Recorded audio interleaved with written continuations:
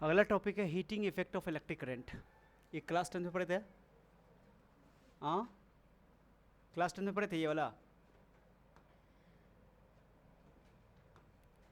Heating effect of electric current.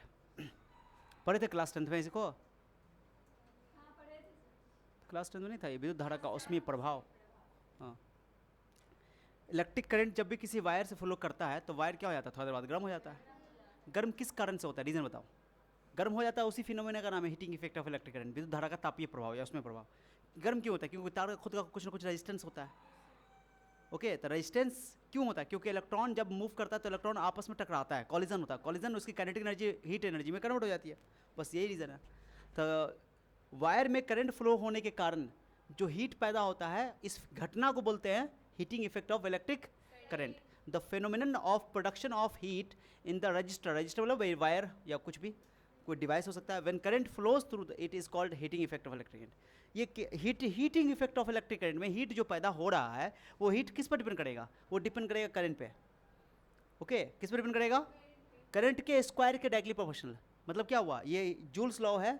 Joules का नियम ये कहता है कि किसी वायर में हीट जो पैदा होता है वो हीट किस पे डिपेंड करता है? वो हीट डिपेंड करता है करंट के स्क्वायर के डायरेक्टली प्रोपोर्शनल होता है। बाकी सब कांस्टेंट रखो तब। उसका ज़्यादा करंट फ्लो करोगे ज़्यादा हीट पैदा होगा, कम करंट फ्लो करोगे तो करंट को डबल करोगे तो हीट 4 गुना हो जाएगा, करंट को ट्रिपल करोगे तो हीट 9 टाइम्स हो जाएगा। मतलब कि स्क्वायर में, ये एक्सपेरिमेंटल है, ठीक है। और रेजिस्टेंस के डायरेक्टली प्रोपोर्शनल है। ओके, और उसका टाइम के ज़्यादा देर तक देखते हो मोबाइल को, अगर आधा घंटा तक चार्ज करो, अब 1 घंटा तक चार्ज करो, 1 घंटा ज़्यादा चार्ज करोगे तो ज़्यादा गर्म हो जाएगा। तो वही है टाइम के डायरेक्टली प्रोपोर्शनल, ठीक है। तो ये जूल्स लॉ है हीटिंग इफेक्ट का। तो अगर कोई रजिस्टर है जिसका रेजिस्टेंस आर है और करंट आई फ्लो कर रहा है, ओके, और उस टाइम टी तक फ्लो किया जा रहा है, तो डिपेंड किस पर करेगा? हीट जो पैदा होगा उसमें। Heat produce in the wire is directly proportional to I square, H directly proportional to R and H directly proportional to T. तीनों को मिला के एक साथ लिख दो, तीनों को मिलाओ, प्रोपोर्शनलिटी से लगाओगे। एसआई सिस्टम में के की वैल्यू कितनी होती है? 1 होती है। तो एच इक्वल टू फॉर्मुला हो गया आई स्क्वायर आर टी, जो तुम लोग क्लास 10 से ही पढ़ते आए हो। इसका चाहो तो प्रूफ एक लाइन में कर सकते हो। पोटेंशियल डिफरेंस क्या होता है? W I Q. डब्ल्यू की जगह वी क्यू लिख सकते हो। डब्ल्यू क्या होता है? वर्क डन या एनर्जी, जो एनर्जी हीट प्रोड्यूस हुआ उसको डब्ल्यू को तुम हीट लिख सकते हो। पोटेंशियल डिफरेंस को तुम लिख सकते हो ओम्स नियम से आई आर, क्यू का वैल्यू लिख सकते हो आई टी। मल्टीप्लाई कर दो, ये एक बार में प्रूफ हो जाएगा। बहुत ईजी प्रूफ है, कोई ज़्यादा मुश्किल नहीं है। तो हीट तो समझ में आ गया कि हीटिंग इफेक्ट क्या होता है, जिसको बोलते हैं विद्युत धारा का उसमें प्रभाव। ओके, देखो हीट इलेक्ट्रिक करंट के कारण हीट पैदा होता है तो उसको बोलते हैं heating effect of electric current. अगर मान लो कि इलेक्ट्रिक करंट के अंदर मैग्नेटिज्म पैदा होता है तो उसको बोलते हैं magnetic effect of electric current, जो हम लोग 4th चैप्टर में पढ़ने वाला है, ठीक है। अभी करंट के कारण क्या पैदा हो रहा है? हीट। अब एक टर्म है पावर का, चीज़ बताओ। पावर समय से रिलेटेड है। एक हम लोग पढ़ते हैं energy, the capacity to do work, काम करने की क्षमता। ये काम करने की दर, दर मतलब रेट, स्पीड, रफ्तार, कितने कम समय में कोई कितना काम कर, ज़्यादा काम कर रहा है। ओके, तो यही बोलो कि कोई बल्ब है, कोई जैसी बल्ब है, ये 10 वाट का है। 10 वाट का मतलब क्या हुआ है? 1 सेकंड में 10 जूल एनर्जी खपत कर देगा, ये खा जाएगा। अगर कोई सोर्स है, बोलेंगे 10 वाट का है, तो वो 1 सेकंड में 10 जूल एनर्जी दे देगा। तो सोर्स देता है और ये जो है सोर्स एनर्जी प्रोड्यूस करता है, और जो लोड होता है वो एनर्जी खपत करता है। तो जिसके हिसाब से तुम डिफाइन करना कर देखो, the rate of consumption by load, load consume करेगा, और प्रोडक्शन, सोर्स प्रोड्यूस करेगा, of energy is called power. Rate बोलने का मतलब हुआ कि टाइम से क्या करना पड़ेगा? भाग करना पड़ेगा। एनर्जी को टाइम से भाग करोगे तो तुमको पावर मिल जाएगा, या वो डब्ल्यू आई टी भी लिख सकते हो, कोई दिक्कत नहीं है। और अगर तुमने पावर को टाइम से मल्टीप्लाई कर दिया तो तुमको एनर्जी मिल जाएगा, ठीक है। ये सब क्लास 10th वाला ही चीज़ सब है, कोई नया चीज़ नहीं पढ़ रहे हो। पावर की, इलेक्ट्रिक पावर की एसआई यूनिट होती है वाट। क्या होती है? वाट। वाट होता है जूल पर सेकंड, जूल।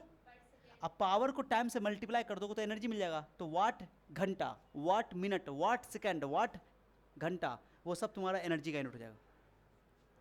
तो 1 वाट 1 जूल पर सेकंड होता है। जैसे 10 वाट का बल्ब है तो 1 सेकंड में 10 जूल एनर्जी खा जाएगा। 100 वाट का बल्ब है तो 1 सेकंड में 100 जूल एनर्जी खा जाएगा। मतलब यही है, जैसे 10 वाट मतलब 10 जूल सेकंड, 100 वाट यानी कि 100 जूल पर सेकंड। 1 किलो वाट 10 का पावर 3 वाट, ये सब जानते हो, mega watt, giga watt and tera watt, ठीक है। 1 HP हॉर्स पावर 746 वाट के बराबर होता है, ये ऑलरेडी क्लास 10 से ही जानते हो, 11th में ही पढ़ाया गया था वर्क एनर्जी पावर में। किलो वाट, तो वाट पावर की यूनिट है, तो किलो वाट भी पावर की यूनिट है। किलो वाट एसआई यूनिट है, बट किलो वाट यूनिट है। तो किलोवाट पावर की यूनिट है, और उसको टाइम से मल्टीप्लाई कर दो तो सर बोले अभी कि पावर को तुम टाइम से मल्टीप्लाई कर दो तो एनर्जी बन जाएगा। तो किलोवाट घंटा ये एनर्जी का यूनिट है। Kilowatt is the unit of energy. Energy का ऐसा यूनिट जूल होता है, बट किलोवाट घंटा भी उसकी यूनिट होती है, ठीक है। अब energy equal to P into T Y लिखा हुआ है। 1 किलोवाट घंटा को ही हम लोग कहते हैं 1 यूनिट। 1 किलोवाट घंटा को ही हम लोग क्या कहते हैं? 1 यूनिट। और ये यूनिट जो है, जो घर में बिजली जो खपत होती है वो यूनिट में ही खर्च होती है।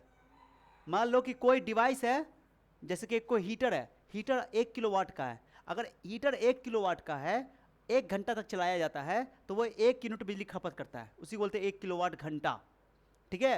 ये एनर्जी की यूनिट है। जूल बहुत छोटी यूनिट है। अगर तुम 1 किलोवाट को, 1 किलोवाट घंटा को यानी कि 1 यूनिट को जूल में बदलोगे तो बदलो, 1 यूनिट बराबर 1 किलोवाट घंटा। 1 किलोवाट में कितना होता है? 1000 वाट। 1 घंटा में कितना सेकंड होता है? 60 इंटू 60। 1 घंटा में 60 मिनट, 1 मिनट में 60 सेकंड, तो 60 इंटू 36 हो जाएगा, सेकंड से निकल जाएगा। 36 लाख जूल। कितना लाख जूल? 1 यूनिट में 36 लाख जूल होता है, यानी कि जूल बहुत छोटी यूनिट है। इसी को तुम लिखना चाहो तो 3.6 10 का 6 जूल लिख सकते हो। इसी को 3.6 मेगा जूल भी बोला जाता है, मेगा या मिलियन, ठीक है। तो याद रखना कि किलोवाट घंटा जो होता है वो एनर्जी की यूनिट है, बट कमर्शियल यूनिट है, ओके, इलेक्ट्रिकल एनर्जी की यूनिट है, और इसी को 1 यूनिट कहा जाता है। समझ आ गया? अगर कोई डिवाइस 1 किलोवाट का है, 1 घंटा तक यूज़ होता है तो 1 यूनिट बिजली खाएगा। अगर 2 घंटा तक यूज़ होगा तो 2 यूनिट बिजली खाएगा। 3 घंटा तक यूज़ होगा तो 3 यूनिट बिजली खाएगा। अरे समझे? तो वही ये कहानी है। अब पावर का कुछ फार्मूला है। पावर का पहला बेसिक फार्मूला तो ये पावर बराबर E by T, energy by time, या हीट बाय टाइम जो बोलना है वो तो वर्क बाय टाइम बोल दो चलेगा। अब पावर का एक और फार्मूला है, पावर इज वेरी इंपॉर्टेंट। एक पावर का formula V I, power is very, कैसा है ये पावर का फार्मूला बताओ? पावर का फार्मूला क्या पढ़े? एच बाई टी पढ़े थे? एच की जगह पढ़े हो आई स्क्वायर आर टी, टी से टी आई स्क्वायर आर आ गया, तो आई स्क्वायर आर यह आ गया, ले लिए। और अगर तुमने आई स्क्वायर को एक आई अलग कर दो, एक आई आर ऐसे लिख दो, ये आर की जगह तुम लिख सकते हो भी, आई आर भी लिख सकते हो, नहीं लिख सकते हो? तो भी आई, ये भी बहुत इंपॉर्टेंट, ये हमेशा इस्तेमाल होता है। पावर इज वेरी इंपॉर्टेंट, याद ना, पावर इज, कभी भूलोगे नहीं, power is equal to V I मतलब वेरी इंपॉर्टेंट, कभी भूलोगे नहीं। वी मतलब पोटेंशियल डिफरेंस, आई हो गया इलेक्ट्रिक करंट। तो ये हमेशा लगा सकते हो। ये फार्मूला तुम रजिस्टर के लिए भी लगा सकते हो, कैपेसिटर के लिए लगा सकते हो, इंडक्टर के लिए भी लगा सकते हो, दुनिया जहान में कोई भी डिवाइस है सबके लिए तुम भी पावर का फार्मूला लगा सकते हो। लेकिन आई स्क्वायर आर जो लगाओगे, आई स्क्वायर आर, ये केवल और केवल रजिस्टर के लिए लगाओगे, रेजिस्टेंस के लिए लगाओगे, ठीक है। ये वाला भी आर स्क्वायर आर रेजिस्टेंस के लिए लगाओगे। तो 4 फार्मूला पावर का है। पावर का फार्मूला ई बाई टी भी है जो बेसिक फार्मूला है। पावर का formula power is very important, power का formula I square R, okay. और पावर का फार्मूला अगर आर की जगह आई बाई भी लिख दो, भी बाई आई रख दोगे, भी बाई आई, तो तुमको मिल जाएगा यहाँ पे आई की जगह तुम लिख दोगे भी बाई आर, ऐसे लिख दो ना, ऐसे। तो एक आर से कार, तो भी स्क्वायर आर ना हो जाएगा। अगर तुम ध्यान से देखोगे, ये सिर्फ रजिस्टर के लिए इस्तेमाल किया जाता है। अगर ध्यान से देखो तो पावर रेजिस्टेंस के डायरेक्टली प्रोपोर्शनल है, और इस वाला फार्मूला में पावर रेजिस्टेंस के, ये ध्यान देना, पावर रेजिस्टेंस के डायरेक्टली प्रोपोर्शनल तब होता है जब करंट कांस्टेंट होता है। करंट कांस्टेंट होता है सीरीज कॉम्बिनेशन में। सीरीज कॉम्बिनेशन में पावर करंट रेजिस्टेंस के डायरेक्टली प्रोपोर्शनल होता है। और अगर तुम बात करो कि वोल्टेज यहाँ आ गया है, वोल्टेज कांस्टेंट तब होता है जब तुम्हारा कॉम्बिनेशन पैरेलल हो। पैरेलल के केस में पावर जो है रेजिस्टेंस के इन्वर्सली। तो जब करंट कांस्टेंट तो पावर रेजिस्टेंस के डायरेक्टली, और जब वोल्टेज कांस्टेंट तो पावर रेजिस्टेंस के इन्वर्सली। ये बात का ख्याल रखना बहुत इंपॉर्टेंट बात है, क्योंकि क्वेश्चन पे आता है। मान लो कि तुमको सीरीज कॉम्बिनेशन दे देगा, अब बोला रेजिस्टेंस को डबल किया गया, तो पावर क्या हो जाएगा? डबल हो जाएगा। अगर पैरेलल कॉम्बिनेशन दे देगा, बोलेगा पैरेलल कॉम्बिनेशन दे दिया, अब बोला रेजिस्टेंस को डबल किया तो पावर हाफ हो जाएगा। तो ये याद रखना, क्योंकि वोल्टेज कांस्टेंट होगा तब कहानी क्या है, और करंट कांस्टेंट होगा तो कहानी क्या है। छोटी छोटी बात सब है। ये 10th क्लास का क्वेश्चन था कि कौन पावर का फॉर्मूला, ये पावर का फॉर्मूला है, ये है, ये पावर का फॉर्मूला है, ये है, ये पावर का फॉर्मूला है, ये है, ये पावर का फॉर्मूला नहीं है। कौन पावर का फॉर्मूला नहीं है? क्लास 10th का सवाल है, ये क्लास 10th का है, और 12th में भी पूछा गया। ये प्लस का मतलब हुआ कि ये सही है, ये सही है, ये सही है, बट ये गलत है, नेगेटिव मतलब गलत, ठीक है। क्लियर हो गया? पावर मैंने क्या लिखा? Power is directly proportional to resistance. कब कब? जब सीरीज कॉम्बिनेशन होगा। क्या होगा? क्योंकि सीरीज कॉम्बिनेशन में आई क्या होता है? कांस्टेंट। पावर आर के इन्वर्सली प्रोपोर्शनल कब होगा? जब पहले। और कुछ ना बोले तो पावर का फॉर्मूला जनरली वोल्टेज के साथ वाला यही लगाएंगे हम लोग, हमेशा हमेशा यही। ये इस पर 3 टिक लगाया हुआ, क्योंकि रजिस्टर के लिए हम लोग हमेशा जनरली ये लगाएंगे, ठीक है। बस अभी कुछ ना समझ में आए तो हमेशा कौन लगाएंगे? ये लगाएंगे। अब सब बच्चा ध्यान देना, ओके। अब पावर को अगर रेजिस्टेंस कांस्टेंट है, क्या बताओ? एक ही वायर की बात हो रही है, एक ही वायर की बात हो रही है, तो उस केस में पावर जो है वोल्टेज के स्क्वायर के डायरेक्टली प्रोपोर्शनल है। अब पावर यहाँ पर भी पावर या तो वोल्टेज के स्क्वायर के डायरेक्टली प्रोपोर्शनल लिख सकते हो या पावर आई के स्क्वायर के डायरेक्टली प्रोपोर्शनल। स्क्वायर के माने अगर तुम्हारा रेजिस्टेंस कांस्टेंट है, ध्यान सुनो बहुत इंपॉर्टेंट है, सवाल सीधे बना सकते हो। वोल्टेज को डबल करोगे तो पावर का हो जाएगा 4 गुना हो जाएगा। वोल्टेज को आधा करो तो पावर 1/4 हो जाएगा, 1/4 हो जाएगा। अब एक सवाल करवाता हूँ बहुत इंपॉर्टेंट है। ए बाबा सुनो, एक बल्ब है, एक बल्ब है, समझ रहे हो सब बच्चा? ये ध्यान दो, थिंक विदाउट थिंक से आंसर दे सकते हो। एक बल्ब है, बल्ब के ऊपर लिखा रहता है, बल्ब के ऊपर कि 100 वाट का बल्ब है और 220 वोल्ट उस पर लिखा हुआ है। उसको बोलते हैं रेटिंग, बल्ब का रेटिंग क्या लिखा हुआ है, मैंने बल्ब का रेटिंग की लिखा हुआ रहेगा क्वेश्चन में। जैसे मान लिखा होगा कि bulb is rated as, bulb इस तरह इसको रेट किया गया है। रेट मतलब उसका पावर लिखा रहेगा, उसका वोल्टेज लिखा रहेगा। इसका क्या मतलब है, क्या मतलब है कि 100 वाट का बल्ब है, 220 वोल्ट सोर्स पे। मैंने अगर तुमने मैक्स अपने इंडिया में कितने वोल्टेज पर करंट आती है, 220 वोल्ट पे, मैक्सिमम 220 वोल्ट होता है। 220 वोल्ट का अगर सोर्स से उस बल्ब को जोड़ देते हो तो 100 वाट का, वो 100 वाट पावर लेगा। कितना पावर लेगा वो, 100 वाट पावर लेगा, ठीक है। अगर तुमने 220 वोल्ट अगर सप्लाई दिया तब 100 वाट वो कंज्यूम करेगा, खर्च करेगा। लेकिन अगर मान लो तुमने 120 वोल्ट खर्च दिया तो, सप्लाई दिया तो, ठीक है। तो ये समझना जरूरी है। ये 220 वोल्ट लिखा हुआ है वो रेटिंग है, इसका मतलब ये नहीं कि वो उसको सप्लाई दिया जा रहा है। वो सप्लाई दिया भी जा सकता है और नहीं भी दिया जा सकता। क्वेश्चन में क्या बोला कि एक बल्ब है जो 220 वोल्ट और 100 वाट उस पर रेटिंग है। रेटिंग मतलब उसकी मैक्सिमम लिमिट है वो, समझे? यानी कि तुम 220 वोल्ट पर अगर अगर ऑपरेट करते हो उसको तब जाके 100 वाट खाएगा। लेकिन अगर मान लो क्वेश्चन बोल दिया कि अगर वोल्टेज सप्लाई वोल्टेज 110 वोल्ट है तब पावर बताओ कितना होगा, तो कितना हो जाएगा समझेगा? समझो आंसर क्या बोलेगा जानते हो? इसे छोड़ो भाई पकड़ेगी ना, पकड़ेगी, ये इसलिए बोले आधा हो जाएगा। वही तो बोल रहे कि भाई हम ये बोल रहे हैं सोचिएगा क्या बचा कि 220 वोल्ट था तो 100 वाट खा रहा था, जैसे 110 वोल्ट हुआ तो 50 वाट खाएगा, आधा कर देगा। ऐसा गलती नहीं करना है, क्योंकि बोला ना वोल्टेज पावर जो है वोल्टेज के स्क्वायर के, क्या कि तुमने बल्ब चेंज ना किया है, बल्ब तो सेम ही है।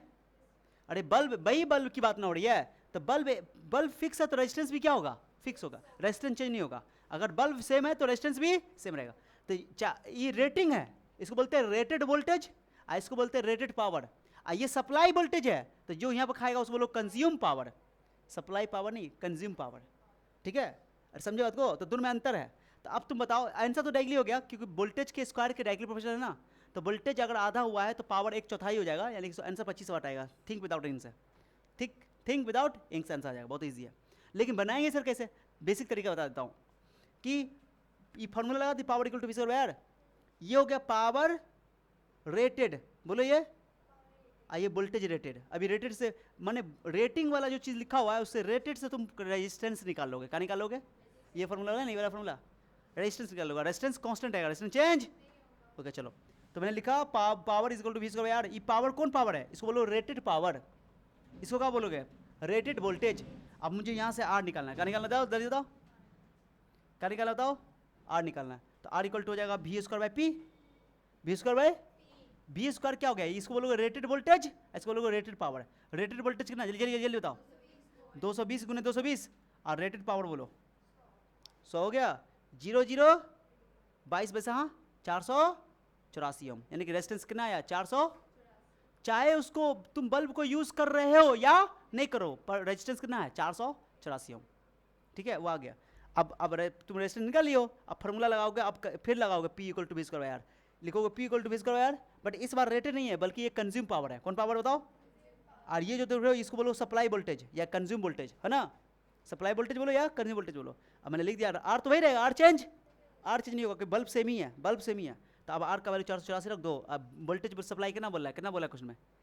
वोल्टेज सप्लाई कितना बोला? 110 काटो, 11 काट को तुमको 25 वाट आ जाएगा, काट के देख लो। कंज्यूम पावर कितना आया, यानी तुमको जो पावर कंज्यूम हुआ है वो 25 वाट हुआ है। तो ऐसे नहीं, लेकिन इतना लंबा थोड़ी बना जाएंगे। तो हम तो डायरेक्टली बोल रहे कि पावर जो है वो वोल्टेज के स्क्वायर के डायरेक्टली प्रोपोर्शनल है जब आर कांस्टेंट हो। आर लाजमी है कि आर तो कांस्टेंट है, क्योंकि तुम्हारा बल्ब तो चेंज हुआ ही नहीं है। समझा क्या? जैसे क्वेश्चन है, देखो क्या बोल रहा है क्वेश्चन, क्या बोल रहा है? बल्ब 220 वोल्ट है, 100 वाट है, इसका ये क्या चीज़ है? रेटिंग है, बल्ब की रेटिंग है। यानी कि तुम 100 वाट 220 वोल्ट सप्लाई देते हो तो 100 वाट खा लेगा। अच्छा मान लो ये रेटिंग दिया हुआ है और बोले क्वेश्चन में कि 310 वोल्ट इसको सप्लाई किया गया, तो कितना पावर खाएगा? यही बोले तो 440 वोल्ट का सप्लाई किया गया, तो पावर कितना हो जाएगा? तो हाँ 220 वोल्ट इसका दिया हुआ है, 100 वाट है, यानी कि 220 वोल्ट की सप्लाई अगर तुम देते हो तो 100 वाट खपत करेगा, कंज्यूम करेगा। और मैं बोलूँ 440 वोल्ट की सप्लाई दी जाए तो कितना पावर खाएगा? ए स्क्वायर में होता है चरगुना, पावर इस वोल्टेज के स्क्वायर के डायरेक्टली प्रोपोर्शनल होता है, अभी बताया नहीं, अभी थे समझे? तो जैसे 220 वोल्ट से 420 वोल्ट की वोल्टेज डबल किए तो पावर चरगुना ना होगा। कितना लिखोगे? 400 वाट ना, बट 400 वाट आंसर नहीं लिखा जाएगा, क्योंकि बल्ब काम ही नहीं करेगा। बल्ब की मैक्सिमम लिमिट ही है 220 वोल्ट। 220 अपने इंडिया में 220 वोल्ट पे ही मैक्सिमम सप्लाई दिया जाता है। कोई भी डिवाइस बनता है 220 वोल्ट से ही तक ही बनता है। 220 वोल्ट से नीचे काम करेगा, 220 वोल्ट तक काम करेगा, उसके ऊपर काम नहीं करेगा। अगर 220 वोल्ट से ऊपर सप्लाई दे दिया तो बल्ब काम करना बंद कर देगा, यानी कि वो खराब हो जाएगा, सीधी सी बात है। या कोई भी डिवाइस, समझ रहा है मैं क्या बोल रहा हूँ? अपने इंडिया में 220 वोल्ट पे ही करंट बिजली भेजी जाती है, अल्टरनेटिंग करंट। ओके, ये दिमाग में बैठाए रहना। कितना बोलो? 220 वोल्ट पर, ठीक है। अगर 220 वोल्ट से ये मैक्सिमम लिमिट है, इससे ज़्यादा अगर दे दोगे तो बल्ब खराब हो जाएगा, वो ऐसा बनाया ही जाता है, ठीक है, समझ में आया? तो ये याद रखना, इन्हें कि कह दो सर 200 420 वोल्ट 440 वोल्ट कर दे, 100 चौका 400 वाट कर दोगे, पॉसिबल नहीं। 200 वाट तो तुम घटिया जवाब देते हो, तो हो ही नहीं सकता, स्क्वायर में है। और सप्लाई ये नहीं काम करेगा, माने वो बल्ब ही काम नहीं करेगा, बल्ब काम करना बंद कर देगा। हाँ, लेकिन बोलेगा कि 100 अगर मान लो कि 220 वोल्ट से 110 वोल्ट कर दिया जाता, हाँ चलेगा, तो उस केस में 25 वाट हो जाएगा। 100 अभी बताए थे। अब इसमें हमको बोल रहा है कि अगर इस बल्ब को मान लो सर्किट में जोड़ दिया गया तो कितना करंट पास करेगा, कितना रेजिस्टेंस होगा, कितना, सब निकाल लो, हो गया। If bulb is joint of source 220 volt, अगर बल्ब को 220 वोल्ट से जोड़ोगे तो कितना वाट का पावर खाएगा? तो फॉर्मूला का पढ़े, power is equal to V I. अरे पढ़े हो तो यहाँ से तुम आई इक्वल टू निकालो, P by V. I power का वैल्यू कितना है? 100 वाट। वोल्टेज कितना है? 220, यानी करंट कितना फ्लो करेगा? अगर तुमने 220 वोल्ट के सोर्स से उसको सप्लाई किया तो पावर 100 वाट खाएगा और तुम्हारा करंट जो उसका आएगा 5/11 एम्पियर। लेकिन अगर क्वेश्चन बोल दिया कि अगर 110 वाट का रेजिस्टेंस यहाँ सेम रहेगा, रेजिस्टेंस बाई 484 ओम, ठीक है। अगर 110 वोल्ट की सप्लाई से करोगे तो उसके में क्या होगा? फॉर्मूला लगा, फिर से रेजिस्टेंस पहले निकाल लो। क्या निकाल लो? रेजिस्टेंस 484 आया, ओम का नियम लगा दो, V equal to IR, V का वैल्यू 110 वोल्ट है, आई निकाल लो। इस टाइम में 5/22 एम्पियर करंट आ गया। ओके, इन्हें कर दो, power is equal to VI लिख दो ऐसा करके, VI। क्यों? क्योंकि तुम पावर पता ही नहीं है तुमको कितना पावर कंज्यूम हुआ है। बात समझ रहा है? अरे 220 वोल्ट 110 वोल्ट बोल रहा है ना, तो तुम वोल्टेज तो पता है तुमको, आर भी पता है, लेकिन पावर नहीं ना पता। P इक्वल टू का पड़े फॉर्मूला VI ना, करंट ना पता है, वोल्टेज पता है खाली, ना पावर पर भी नहीं पता है, तो P इक्वल टू VI तो लगा नहीं सकते हो। इस केस में P इक्वल टू VI क्यों लगा दिया हम? आर नहीं निकाले पहले, चाहते तो इस केस में आर निकाल सकते थे, 484 आता। ओके, अब फिर उसका V इक्वल टू IR करके ओम्स लॉ लगा सवाल बना, तभी आंसर तो नहीं आता। बट हम directly P equal to VI लगा दिया, क्योंकि इस टाइम में पावर ही पता है और वोल्टेज भी पता है। बट इस केस में तुमको पावर पता नहीं है कितना पावर कंज्यूम हो रहा है, तो कैलकुलेशन करके पहले पावर निकाल लो। मैंने ये कहाँ गया? आर इक्वल टू का हो गया, हाँ 220, ये कहाँ गया? हाँ रेजिस्टेंस पहले निकाल लेंगे। ओके, अच्छा अभी कोई बच्चा का सोचेगा सर रेजिस्टेंस निकालने के लिए V स्क्वायर P लेकर निकाले आप, तो V स्क्वायर P लगाएंगे तो V कौन वाला भी लेंगे? E लेंगे, V क्यों लेंगे? अरे रेजिस्टेंस वही वोल्टेज लोगे जो रेटेड है, रेजिस्टेंस फिक्स होता है, वो चेंज नहीं होता है, यानी कि 110 वोल्ट कर दोगे यहाँ पे, रेजिस्टेंस फिक्स है, 220 के हिसाब से ही लिया जाएगा जो रेटिंग है, ठीक है। तो रेटेड वोल्टेज के हिसाब से ही तुमको रेजिस्टेंस निकालना। तो इक्वल टू यार अभी आप 110 रख दोगे, ठीक है, और आंसर निकालोगे 5/22 एम्पियर। ये क्वेश्चन है न्यूमेरिकल, कुछ बेसिक क्वेश्चन सब है। H equal to I square RT, तुम जानते हो 5 एम्पियर करंट दिया हुआ है, I दिया हुआ है, 2 मिनट है तो सेकंड में बदल लोगे, 4 ओम रेजिस्टेंस है, I का वैल्यू 5, R का वैल्यू 4 ओम, और टाइम का वैल्यू कितना मिनट? 2 मिनट को सेकंड में बदल लो, 120 गुना कर लो, 12,000 की जूल हो गया, इसको तुम 12 किलो जूल भी बोल सकते।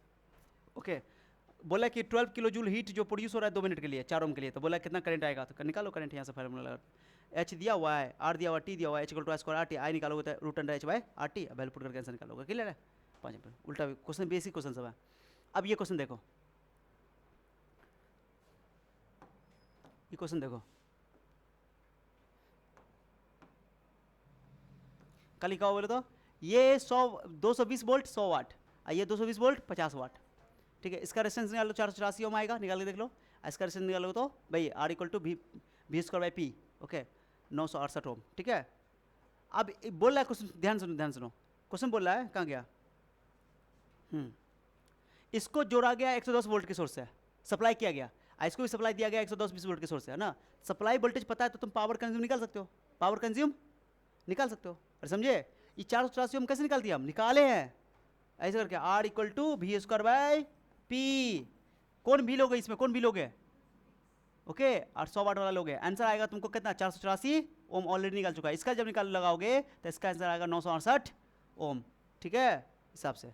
अब सुनो, पावर कंज्यूम निकालोगे इसका पावर कंज्यूम निकालोगे तो फिर लिखोगे पावर इक्वल टू का लिखोगे बी स्क्वायर बाय आर। इसका 110 है, 110 484 लोग काटोगे आंसर आएगा 25 वाट। इसका निकालोगे तो तुमको आएगा 12.5 वाट। ओके, कौन पावर ज़्यादा कंज्यूम कर रहा है? पावर ये ज़्यादा कंज्यूम कर रहा है कि ज़्यादा कंज्यूम कर रहा है? ये वाला बल्ब ज़्यादा पावर कंज्यूम कर रहा है। ओके, तो जो ज़्यादा पावर कंज्यूम कर रहा है उसमें क्या लिखा हो? ये बल्ब B1 है, ये बल्ब B1 है, ये बल्ब B2 है, ये ज़्यादा ग्लो करेगा, चमक ज़्यादा होगा। ज़्यादा पावर कंज्यूम कर रहा है, ज़्यादा चमक होगा। ठीक है, पावर ज़्यादा कंज्यूम कर रहा है तो ज़्यादा चमक आएगा। तो लिखा हो B1 glows brightest then B2, B2 ज़्यादा चमकेगा। ठीक है, बोले कौन ज़्यादा ब्राइट करेगा? तो बोलोगे जिसका पावर ज़्यादा कंज्यूम करेगा। चलो क्या लिखा हो? अच्छा, इंपॉर्टेंट चीज़ ये है कि कंज्यूम्ड पावर की बात होगी। रेटिंग इसको देख के नहीं बताना ओके सर 100 वाट है 50 वाट है, इसको देख के बोल दोगे सर 100 वाट है तो वो ज़्यादा चमकेगा, ऐसा नहीं बोल सकते हर जगह। समझ बात को? जो ज़्यादा पावर कंज्यूम करेगा वो ज़्यादा चमकेगा। Bulb with maximum consumed power glows brightest, याद रखना। ओके, रेटेड पावर जो होता है वो रेजिस्टेंस के इनवर्सली प्रोपोर्शनल होता है। ठीक है, देखो ना रेटेड पावर, तुम बताओ इसका रेजिस्टेंस कितना है? 484 ओम। इसका कितना है?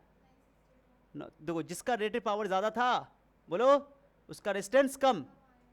समझ गए बात को? वो सम पॉइंट वाला लिखा हुआ है। अब कुछ बातें हैं गंदा लिखा हुआ है तुमको, जैसे तुम लोग सीरीज कॉम्बिनेशन पैरेलल कॉम्बिनेशन पढ़े ना, तो पावर के लिए फॉर्मूला होता है कि ये जैसे एक बल्ब ये एक बल्ब ये एक बल्ब ये सीरीज में, किसमें? तो जो सीरीज में तुम रेजिस्टेंस के लिए फॉर्मूला पढ़े थे ना, यहाँ पे पैरेलल वाला जैसा आ जाएगा, पैरेलल उल्टा करके जुड़ेगा पावर में। फॉर्मूला चाहो तो निकाल सकते हो। देखो P equal to V square R होता है तो R equal to V square by P। Voltage हर जगह डिस्ट्रीब्यूट हो जाएगा, बोलो ना। तो सर सीरीज कॉम्बिनेशन ना, तो सीरीज कॉम्बिनेशन रेजिस्टेंस क्या होता है? R1 plus R2 plus R3, तो R equal to R1 plus R2 plus R3। R का फॉर्मूला बोलो V square by P, V square P1, V square P2, V square by P3। अब जो सुनो ना, सबकी जो रेटेड वोल्टेज है सबकी सेम है। रेटेड वोल्टेज सबकी, ये रेटेड वोल्टेज है, P कॉमन ले लो, V क्या हो जाएगा? ये रेटेड वोल्टेज है, फिर बोल रहा हूँ काहे कि रेजिस्टेंस रेटेड वोल्टेज से निकाला जाता है। तो 1/P equal to 1/P1 plus. तो सीरीज कॉम्बिनेशन में अगर बल्ब है तो इस तरीके से पावर को निकाला। मान लो इसका पावर दे दिया, इसका पावर दे दिया, इसका पावर दे दिया, तीनों का रेटेड पावर दे दिया, तब बोला कि इसका नेट पावर निकालो या इक्विवेलेंट पावर निकालो, तो निकाल सकते हो इस फॉर्मूला से। ठीक है, और चूंकि करंट यहाँ पर सीरीज में है तो करंट सेम होगा। करंट सेम होगा तो तुम्हारा जो P है जो R के डायरेक्टली, तो कंज्यूम्ड पावर रेटेड पावर के, सॉरी कंज्यूम पावर रेजिस्टेंस के डायरेक्टली प्रोपोर्शनल होगा। ठीक है, और जो रेजिस्टेंस होता है वो रेटेड पावर के इन्वर्सली होता है। यहाँ से देख लो, यहाँ से बता दिया। ओके, तो तुम बताओ कंज्यूम्ड पावर रेजिस्टेंस के डायरेक्टली प्रोपोर्शनल है, सीरीज है इसलिए। समझ रहे हो ना? क्यों फॉर्मूला का पढ़े हो? P equal to I square R पढ़े ना पढ़े हो? तो I तो कांस्टेंट है ना, अरे बोलो ना। तो power is directly proportional to resistance, लेकिन कंज्यूम्ड पावर और रेटेड पावर हमेशा बोलो रेजिस्टेंस के इनवर्सली होता है हमेशा। ठीक है, तो ऑब्वियसली कि रेटेड पावर और कंज्यूम पावर एक दूसरे के इनवर्सली होगा। ठीक है, माने जिसका रेटेड पावर कम होगा उसका पावर कंज्यूम ज़्यादा, और जिसका रेटेड पावर का ज़्यादा होगा उसका कंज्यूम पावर कम होगा। बस ये बात याद रखना, इंपॉर्टेंट है। अब जैसे मान लो कि सीरीज में ये फॉर्मूला आया, अब पैरेलल में उल्टा हो जाएगा, सीरीज के जैसा हो जाएगा। तो भी कहानी वही है। Bulb of minimum rated power, अच्छा इसमें देखो ये हो गया, कहाँ लिखा हुआ है? Bulb of minimum rated power glows brightest. अच्छा, इस केस में सीरीज वाला कंडीशन में जिसकी रेटेड पावर सबसे कम होगी, जिसकी रेटेड पावर सबसे कम होगी उसका कंज्यूम पावर सबसे ज़्यादा होगा, और कंज्यूम पावर सबसे ज़्यादा तो वो ज़्यादा ग्लो करेगा। यस, ग्लो ज़्यादा करेगा। आगे आ जाओ। बल्ब अब ये पावर इन पैरेलल में ना, पैरेलल में बल्ब लगा दी 3 ठो, तो इसमें क्या होगा तुम बताओ? 1/R equal to 1/R1 plus 1/R2 plus 1/R3। और इसको फॉर्मूला का पड़े, R का formula V square bye P1। भी का लिख रहे हो? सब वोल्टेज सेम रखोगे, क्या रेटेड वोल्टेज है, उठा दोगे वोल्टेज ऊपर जाएगा, वोल्टेज कॉमन लेकर कर दोगे एल्सियम लेकर के, तो P इक्वल टू आया P1 plus P2 plus P3। माने पैरेलल में पावर सीधे सीरीज की तरह जुड़ गया, याद रखोगे ये। ठीक है, इसमें भी कहानी वही होगा कि पावर, चूँकि तुम्हारा जो है सीरीज में वोल्टेज क्या होता है? कांस्टेंट है यहाँ पे, माने कि पैरेलल में वोल्टेज कांस्टेंट है, तो कंज्यूम पावर जो है रेजिस्टेंस के बोलो इनवर्सली। अब ध्यान दो, यहाँ पर रेजिस्टेंस के इनवर्सली प्रोपोर्शनल है कंज्यूम पावर, और रेटेड पावर पहले से रेजिस्टेंस के इनवर्सली था, तो दोनों आपस में डायरेक्टली ना हो जाएगा। तो कंज्यूम्ड पावर यहाँ पर रेटेड पावर के डायरेक्टली प्रोपोर्शनल हो जाएगा। तो याद ना, पैरेलल में कंज्यूम्ड पावर रेटेड पावर के directly proportional. Bulb of maximum rated power glows brightest, है ना? तो ये बात याद रखना, ये सब छोटी छोटी बातें हैं। अब यहाँ पर से देखते हैं पावर एफिशिएंसी। पावर एफिशिएंसी का मतलब होता है कितना पावर, जैसे मान लो कोई सोर्स कितना पावर दे रहा है, एफिशिएंसी निकालना परसेंटेज में, कितना पावर इनपुट है कितना आउटपुट है। ठीक है, वो कितना दे रहा है, कितना हम उसका यूज़ कर पा रहे हैं। क्या तुम जानते हो तार का अपना खुद का रेजिस्टेंस होता है, सेल का अपना इंटरनल रेजिस्टेंस होता है, तो पावर एफिशिएंसी कैसे निकाला जाता है ध्यान दो। तुम्हारे पास एक सेल है, सॉरी एक सर्किट है, इस सर्किट में ये इंटरनल रेजिस्टेंस है ये लोड है, लोड पे हम लोग डील करते हैं, हम लोग को तो यहाँ ना चाहिए, ये तो सेल का अपना का अंदर का है। ए बाबू सुनो रे, तो कैसे निकालो पावर? पावर का फॉर्मूला का पढ़े हो, पहले आई निकाल लो। पहले आई का फॉर्मूला क्या होगा? Total EMF, total voltage by total resistance, R plus R. ये ऑलरेडी हम लोग पढ़ चुके हैं। पावर का फॉर्मूला क्या बताते हैं? इनपुट पावर, मैंने इनपुट पावर समझे? इनपुट मतलब, इनपुट मतलब क्या हुआ? नहीं, कितना दे रहा है, और आउटपुट कितना मिल रहा है। ये कितना दे रहा है, कितना, मान लो कि तुमको क्या लग रहा है कि 100 जूल एनर्जी अगर ये देगा तो क्या 100 जूल पूरा खपत हमको यूज मिल जाएगा? कुछ तो उसके सेल में भी तो खर्चा होगा ना, समझे? अगर 100 जूल एनर्जी दे रहा है और 80 जूल इसको मिल रहा है, यानी कि 80% एफिशिएंसी है, यही बात है। अगर ये 100 जूल दे रहा है, 90% खर्चा हो रहा है, ये इसको मिल रहा है, बाहर में हमको एनर्जी मिल रहा है, हम उसका इस्तेमाल कर रहे हैं, बाहर में इस्तेमाल कर रहे हैं, पंखा उंखा चलाने में, बल्ब जलाने में, तो 90% एफिशिएंसी हुआ। लेकिन ऐसा होता नहीं है। अगर मान लो कि 100 जूल दे रहा है, 50 से खर्चा हो रहा है, यानी 50 जूल एनर्जी बर्बाद हो रहा है, वेस्ट हो रहा है, हीट के फॉर्म में, हीट में या किसी और फॉर्म में, तो वही लिखा हुआ है। पावर इनपुट, कितना पावर हमको मिला, कितना पावर हमको माने कि दिया गया, वहाँ से कितना दिया गया, इनपुट पावर। ठीक है, ध्यान दो। तो पहले इनपुट पावर निकाले इनपुट पावर क्या होगा? वोल्टेज इनटू, बोले ना power is very important. Voltage यानी ईएमएफ सेल का कितना मिला, सेल का निकाल रहे, सेल का, इसका रेजिस्टेंस का नहीं निकाल रहा है अभी, सेल का निकाल रहे हैं। दो तरीके से हम लोग सोचेंगे इसको, तो ई इंटू आई करेंगे, और आई का वैल्यू ऑलरेडी हमको पता है, E square by R plus R हो गया। अब हमको लॉस्ट पावर निकालना, क्या निकालना है? तो लॉस्ट पावर का कौन लॉस करेगा? इंटरनल रेजिस्टेंस लॉस करेगा, वही ना लॉस करेगा। अरे वही ना लॉस करेगा, तो क्या करो, पी इक्वल टू लिखोगे आई स्क्वायर आर। आई का वैल्यू ऑलरेडी हम पता किए हुए हैं, कहाँ गए? आई का वैल्यू ये पता किया हुआ है, E by R plus R का whole square, I small R है ये। अब इसको, ये तुम्हारा हो गया लॉस्ट पावर, जो कि इंटरनल रेजिस्टेंस के कारण लॉस्ट हो गया। अगर तुमने ये लॉस्ट पावर हो गया, ये तुम्हारा इनपुट पावर हो गया, इसमें से इसको घटाओगे तो आउटपुट पावर मिल जाएगा, जो कि वो खाएगा, हाँ, लोड खाएगा। ओके, आउटपुट पावर निकालना, तो इनपुट पावर में से लॉस्ट पावर क्या करोगे? घटा दोगे। इनपुट पावर ये था, output power, sorry lost power ये था, माइनस करो, एलसीएम लो, आर प्लस आर का होल स्क्वायर एलसीएम लोगे, यहाँ गुणा हो जाएगा, काटकुट करो, आंसर आएगा तुमको E square R by R plus R का whole square. This is the output power, माने कितना एक्सटर्नल जो रेजिस्टेंस था, कितना उसको एनर्जी मिला, या वो कितना कंज्यूम करेगा, इतना। ठीक है, इतना पावर कंज्यूम करेगा। पावर आउटपुट, इसको इस तरीके से भी घटा कर निकाल दिया, एक डायरेक्टली भी तुम निकाल सकते थे आउटपुट पावर, ये वाला फॉर्मूला से, आई स्क्वायर इंटू आर करके। ओके, तो आई का वैल्यू ये आया, तब भी आंसर तो नहीं आएगा, एकदम ईजी सिंपल। अरे अगर इस आई स्क्वायर को स्मॉल आर से मल्टीप्लाई कर दोगे, तो इंटरनल रेजिस्टेंस कितना पावर कंज्यूम किया उसका निकल जाएगा, यानी लॉस्ट पावर ये ना लॉस्ट हुआ है। और उसके बाद ये आई स्क्वायर को कैपिटल आर से मल्टीप्लाई कर दो, ये तुम्हारा हो जाएगा आउटपुट पावर, कितना बाहर हमको पावर मिला है या कंज्यूम किया गया, समझ आ गया? तो उसी को मैंने वहाँ से प्रूव कर दिया। आउटपुट पावर कितना हुआ? आउटपुट पावर यह हुआ, और बोलो ना आउटपुट पावर क्या आया? E square by R, sorry E square into R, R plus R का, what is R? External resistance, small R internal resistance, EMF of the cell. अब तुम इसको क्या करो, ए प्लस बी का होल स्क्वायर देखा जा रहा है, इसको लिखो ए माइनस बी का whole square plus 4ab, A minus B का होल स्क्वायर प्लस 4ab। अगर तुम तोड़ोगे तो ये आएगा तुमको ए प्लस बी का होल स्क्वायर। ये बच्चा वाला बात है, यानी ए प्लस बी के होल स्क्वायर को मैथमेटिक्स में तुम लिख सकते हो ए माइनस बी का होल स्क्वायर प्लस 4ab, क्योंकि 4ab तुम करोगे माइनस 2ab तो 2ab हो ही जाएगा वो। ठीक है, अब सर ऐसा क्यों? तुम पता ना, अगर हम चाहते पावर आउटपुट मैक्सिमम हो, पावर आउटपुट मैक्सिमम हो, उसके लिए उसका न्यूमरेटर मिनिमम होना चाहिए। अब मिनिमम न्यूमरेटर होने के लिए आर की वैल्यू आर के बराबर होने, इसकी वैल्यू जीरो होनी चाहिए। बताते ना, स्क्वायर की वैल्यू नेगेटिव होती है तो जीरो होती है तो मिनिमम हो जाती है, तो आर का बराबर वैल्यू आर होना चाहिए। मैंने कि क्या हुआ, output power is maximum when R minus R zero होना चाहिए, यानी कि आर की वैल्यू आर के बराबर होना चाहिए। कि माने मैक्सिमम आउटपुट तुमको तब मिलेगा जब एक्सटर्नल रेजिस्टेंस इंटरनल रेजिस्टेंस के बराबर होता है। ये कहानी है। ओके, अब वैल्यू कितना होगा, कब होगा, ये बता दिया। कितनी होगी तो रख दो यहाँ पे, स्मॉल आर की जगह कैपिटल आर रख दो यहाँ पर, आर आर या स्मॉल आर की जगह कैपिटल आर की जगह स्मॉल आर रख दो, कोई दिक्कत नहीं। तो मैंने रख दिया आर टू आर टू, काट काट करो, E square by 4r। This is the maximum output power, समझे? इतनी पावर मैक्सिमम मिल सकती है। ये कब मिलेगी? जब स्मॉल आर कैपिटल आर के बराबर। ये कितनी पावर होगी? E square by 4r। Capital R भी लिख सकते हो, स्मॉल आर भी वहाँ पे लिख सकते हो, क्या बराबर है दोनों। और पावर एफिशिएंसी इसको लिखा जाता है ईटा से, ऐसे ईटा ईटा ईटा ईटा ही है, ईटा क्या बताओ, ईटा ग्रीक लेटर है ईटा। पावर एफिशिएंसी कैसे निकालते हैं? कितना पावर मिला, माने कितना पावर मिला और कितना वो ओरिजिनल दिया था, ये कितना मिला और कितना दिया था वो, ये इनपुट या आउटपुट। तो पहले कितना हमको वो जो इंटरनल एक्सटर्नल रेजिस्टेंस जो आर था कैपिटल आर, वो कितना पावर खपत किया ऊपर रख दोगे, और कितना सेल ने दिया था वो इतना इंटू 100। अब वैल्यू पुट करो, चलो रखो। आउटपुट पावर कितना मिला था बताओ? E square R, R plus R का होल स्क्वायर ना, और कितना पावर वो दिया था हमको आउटपुट पावर, ये आउटपुट पावर हुआ, ये इनपुट पावर हुआ। इसको आर प्लस आर काटो, एक आर प्लस आर कट गया, स्क्वायर से स्क्वायर कट गया, आ गया आंसर, इतना आ गया। लो, this is the power efficiency. और अगर तुमको क्वेश्चन में दे दे कि आर की जो सेल है तुम्हारा आइडियल सेल है, कौन सेल है? तो आइडियल सेल के केस में तुमको पता है आइडियल सेल में 100% काम करेगा, तो आर की वैल्यू 0 रख दो, यहाँ पर 0 खत्म, आर का 100% आ जाएगा, पावर एफिशिएंसी 100%। आइडियल सेल के केस में 100% पावर एफिशिएंसी आता है, मैं लिखा हुआ है आइडियल सेल। एज जैसे जैसे आर इंक्रीज करोगे, आर की वैल्यू इंक्रीज करोगे, नहीं जो सेल का इंटरनल रेजिस्टेंस बढ़ेगा तो पावर एफिशिएंसी घटेगा, मैं लिखा हुआ है ईटा डिक्रीजेस। ठीक है, अरे समझे? मैक्सिमम पावर कब मिलता है? जब आर के, तो पावर एफिशिएंसी कितना होगा उस केस में? देखो निकाल के देखो, स्मॉल आर कैपिटल के बराबर 50%, मैंने मैक्सिमम पावर कितना मिलेगा हमको? उससे ज़्यादा नहीं। बात समझिए? यानी कि मैक्स तुमको पावर अगर किसी सेल से लेना है तो मैक्सिमम कितना मिलेगा? 50% था, उससे ज़्यादा में नहीं मिल सकता है। सेल की बात हो रही है, 50 से ज़्यादा नहीं हो सकता है।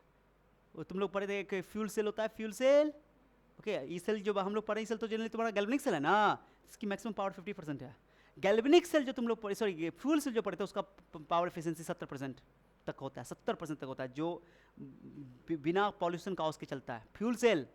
ठीक है, H2O2 वाला जो पढ़े थे, जो स्पेस में ले जाता है, पानी भी इस्तेमाल कर, उसका बाय प्रोडक्ट पानी होता है। ठीक है, तो फ्यूल सेल वहाँ पे 70% होता है, उसका एफिशिएंसी अच्छा खासा है, बट इसकी एफिशिएंसी उतनी अच्छी नहीं, 50% सबसे मैक्सिमम है। 50% बट लॉस्ट हो गया एनर्जी, समझो एक तरह का, सारे पावर को हम लोग इस्तेमाल नहीं कर पाते हैं, समझ आया? तो बताओ 100% पावर कब होगा? जितको ईटा में, ईटा मतलब पावर एफिशिएंसी और आर के बीच में ग्राफ सुनो, जैसे जैसे आर की वैल्यू बढ़ेगी पावर एफिशिएंसी घटेगी। आर की वैल्यू जब 0 थी तो आर के एन की वैल्यू, ईटा की वैल्यू 100% थी। जैसे जैसे आर घटेगी, बोलो आर बढ़ेगी, ईटा की वैल्यू घटेगी। क्लियर हो गया? अरे समझे बात को? आ जाओ, अब एक थ्योरम है इंपॉर्टेंट, सुनो। पावर आउटपुट कितना पड़ता है हम लोग? बढ़ाओ, E square R by R plus R का होल स्क्वायर। अगर कैपिटल आर की वैल्यू 0 हो जाए, मैंने तुमने बाहर एक्सटर्नल रेजिस्टेंस लगाया ही नहीं, मान लो एक्सटर्नल रेजिस्टेंस नहीं लगाया, मैंने कि बिल्कुल नहीं लगाया, तो आउटपुट पावर 0 हो जाएगा। अरे बोलो ना, अरे जब तुमने बाहर लोड ही नहीं लगाया तो पावर कोई खपत होगा क्या? तो आउटपुट पावर 0, इनपुट पावर तो मिल रहा है बट आउटपुट पावर तो कुछ खर्चा नहीं ना होगा, तो भाई आउटपुट पावर 0। अगर तुम्हारा ग्राफ को समझो, जब आउटपुट, अगर तुमने लोड का रेजिस्टेंस 0 रखा, बहुत कम रेजिस्टेंस का लोड रखा, तो उस केस में पावर आउटपुट जो है लगभग 0 होगा, उन्हें पावर खाएगा ही नहीं वो। लेकिन अगर तुमने ऐसा लोड लगा दिया जिसकी रेजिस्टेंस बहुत ज़्यादा हाई रेजिस्टेंस वाला लोड लगा दिया, ओके, तो उस केस में तुम रखोगे तो हाई रेजिस्टेंस में ये स्मॉल आर को छोड़ सकते हो, स्मॉल आर को छोड़ तो आर से आर कट जाएगा, एक आर बचेगा। आर की वैल्यू बहुत बड़ी है तो ये ओवरऑल पूरा वैल्यू 0 की ओर चली जाएगी। 100 बात की एक बात है, जब तुम ध्यान सुनो, जब तुम बहुत छोटा रेजिस्टेंस ले रहे हो लोड को, तब भी पावर आउटपुट 0 हो रहा है, और तुम जब बहुत ज़्यादा हाई रेजिस्टेंस का लोड ले रहे हो तब भी तुम्हारा पावर आउटपुट 0 आ रहा है। कुछ समझ आ रहा है मैं क्या बोल रहा हूँ?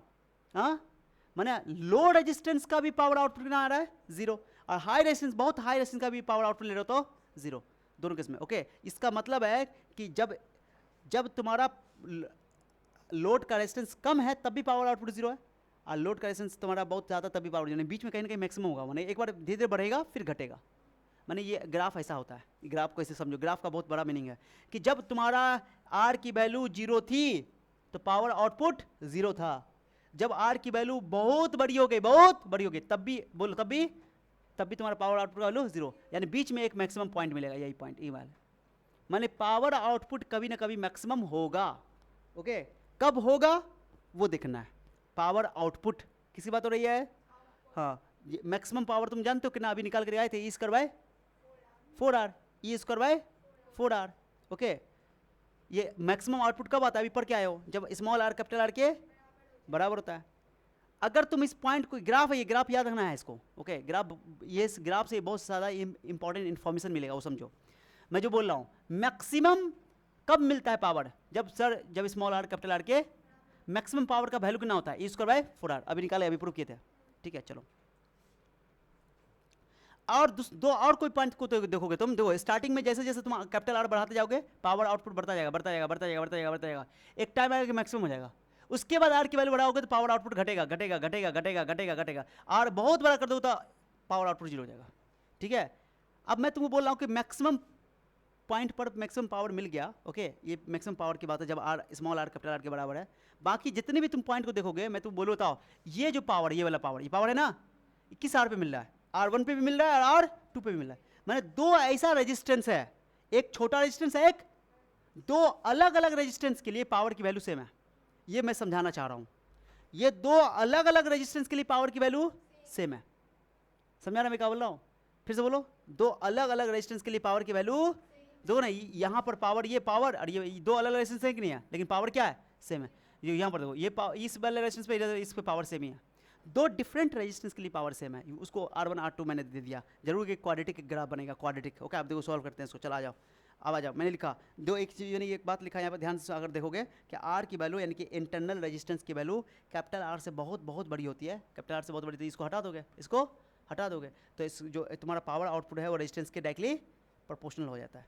बोलो, तो रेजिस्टेंस दो ना, यहाँ जो ग्राफ थोड़ा सा देख रहे हो, थोड़ा सा स्ट्रेट लाइन टाइप का दिख रहा है कि नहीं दिख रहा है, तो वो ये उसी को यहाँ पर ये इसको डिपिक्ट करता है, उसी को रिप्रेजेंट करता है। ठीक है, समझाने के लिए आ जाओ।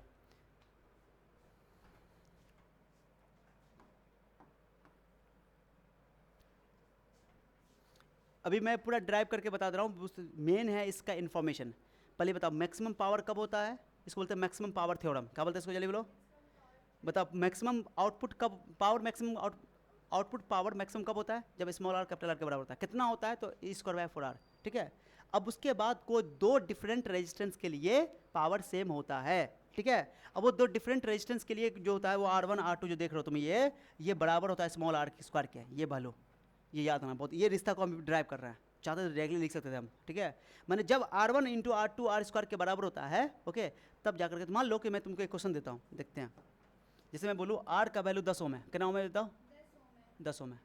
बताओ कैपिटल R1 यानी कि R1 R2 क्या हो सकता है, R1 का वैल्यू लो, R2 का वैल्यू लो, क्या क्या हो सकता है, जल्दी बताओ, जल्दी बताओ, जल्दी बताओ, खुद सोचो। 10 ओम है, यानी कि हम तुमको क्या बोल रहे हैं कि ये दो अलग अलग पावर के लिए, दो डिफरेंट रेजिस्टेंस के लिए पावर सेम है। तो बोले सर कि रिश्ता क्या बोले, रिश्ता क्या बोले, दोनों के लिए, दोनों के लिए रिश्ता सर क्या बोल रहे हैं, दोनों के लिए रिश्ता बोले सर R1, अभी सर बोले, अभी इसको ड्राइव करेंगे, R1 R2 = R²। ये रिश्ता है, ये रिलेशन, ये प्रूफ करेंगे अभी। माने जब भी तुमको दो डिफरेंट रेजिस्टेंस के लिए पावर की वैल्यू सेम है तो उसमें ये रिश्ता लागू होगा, बहुत इंपॉर्टेंट है। अब तुमको अगर R की वैल्यू मैंने 10 ओम दे दिया तो R² का वैल्यू 100 ओम हो जाएगा। R² की वैल्यू 100 का 2 फैक्टर करो, 2 फैक्टर कोई भी बोलो, जल्दी बोलो। या तो तुम्हारा 10, ये 10 होगा, ये पॉसिबिलिटी है, या ये 20 होगा तो ये 5 होगा, ये अगर 25 होगा तो ये 4 होगा, और ये 50 होगा तो 2 होगा, अगर ये 100 होगा तो मैंने 100 होगा, 100 भी तो हो सकता है, तो 1 होगा। इतनी पॉसिबिलिटी है। ठीक है, अरे समझिए बात को। तो 100 और 1 वाला भी है, 10 वाला भी है, 20 वाला भी है, 25, सब के लिए पॉसिबल है ये। मानी इतने रेजिस्टेंस की वैल्यू तुमको मिल सकती है जिसमें गुना करने पर तुमको 100 पड़ जाएगा, 100 10 का स्क्वायर।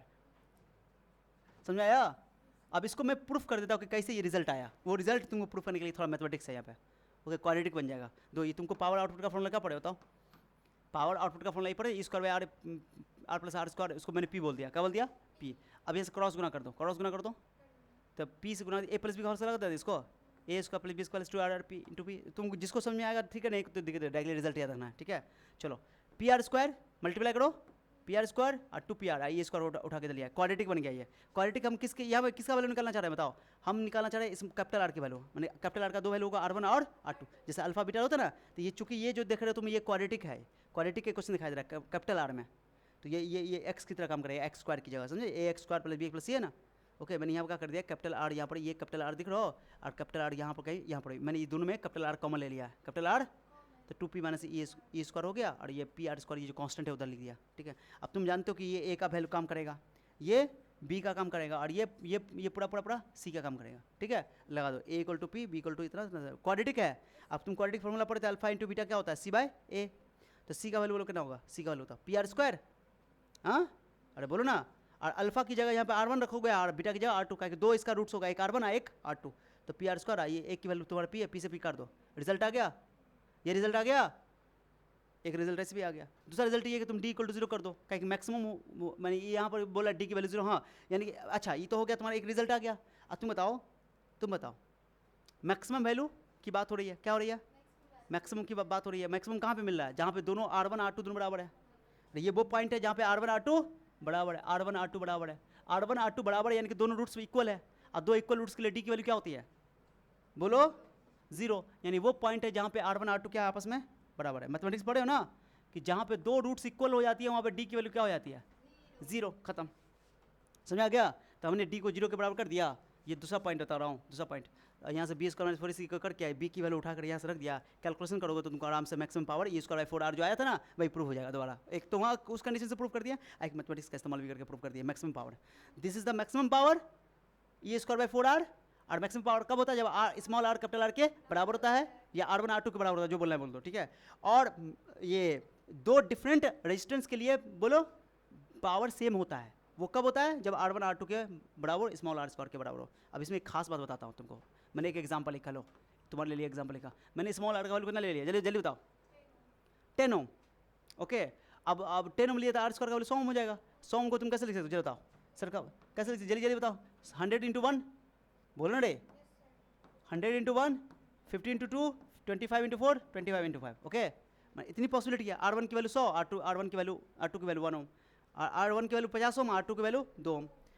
चलिए बोलो, R1 की वैल्यू 25 ओम और R2 की वैल्यू 4 ओम, R1 की वैल्यू 20 ओम और R2 की वैल्यू 5 ओम। इसमें से कौन रेजिस्टेंस सही रहेगा, मान लो मुझे सर्किट में, सुनो अच्छे से, सर्किट में दो डिफरेंट ऐसा रेजिस्टेंस चुनना है जिसके लिए पावर सेम आ जाए, पावर क्या आ जाए, सेम। तो मेरे पास हमको इंटरनल रेजिस्टेंस पता है कि 10 ओम है, ठीक है। तो हम कौन सा लेना चाहेंगे, ये वैल्यू लेना चाहेंगे, ये वाला लेंगे कि 100 ओम 1 ओम का लेंगे, कि 50 2 का लेंगे, 25 4 का लेंगे, ये 20 इसका लेंगे, किसका लेंगे, कौन अच्छा रहेगा, जल्दी बताओ कौन अच्छा रहेगा। देखो जहाँ पे गैप ज़्यादा होगा ना, जहाँ पे ज़्यादा गैप होगा, अगर रेजिस्टेंस में गैप ज़्यादा है, इसका मतलब रेजिस्टेंस ज़्यादा है, रेजिस्टेंस ज़्यादा है तो करंट कम फ्लो होगा, क्या होगा जल्दी बताओ, करंट कम फ्लो होगा, यानी कि करंट कम फ्लो होगा, यानी कि धीरे धीरे करंट फ्लो होगा, धीरे धीरे करंट फ्लो होगा, यानी कि लंबे समय तक चलेगा, टाइम ज़्यादा लगेगा, टाइम ज़्यादा, तो हम चाहेंगे ना कि लंबे समय तक करंट फ्लो होता रहे, भले ही कम फ्लो हो लेकिन लंबे समय तक फ्लो हो, तो वो हमारे लिए अच्छा रेजिस्टेंस माना जाएगा। तो ये वाला हम लोग कौन कौन कॉम्बिनेशन लेना चाहेंगे, ये वाला लिखा हुआ है, बोलो R1 का वैल्यू 100 ओम लेंगे और R2 का वैल्यू 1 ओम लेंगे, taken due to drives current for a long time, लंबे समय तक चले उसके लिए हमको हाई रेजिस्टेंस वाला वैल्यू लेना पड़ेगा, माने ऐसा लो जिसमें डिफरेंस ज़्यादा हो, ठीक है।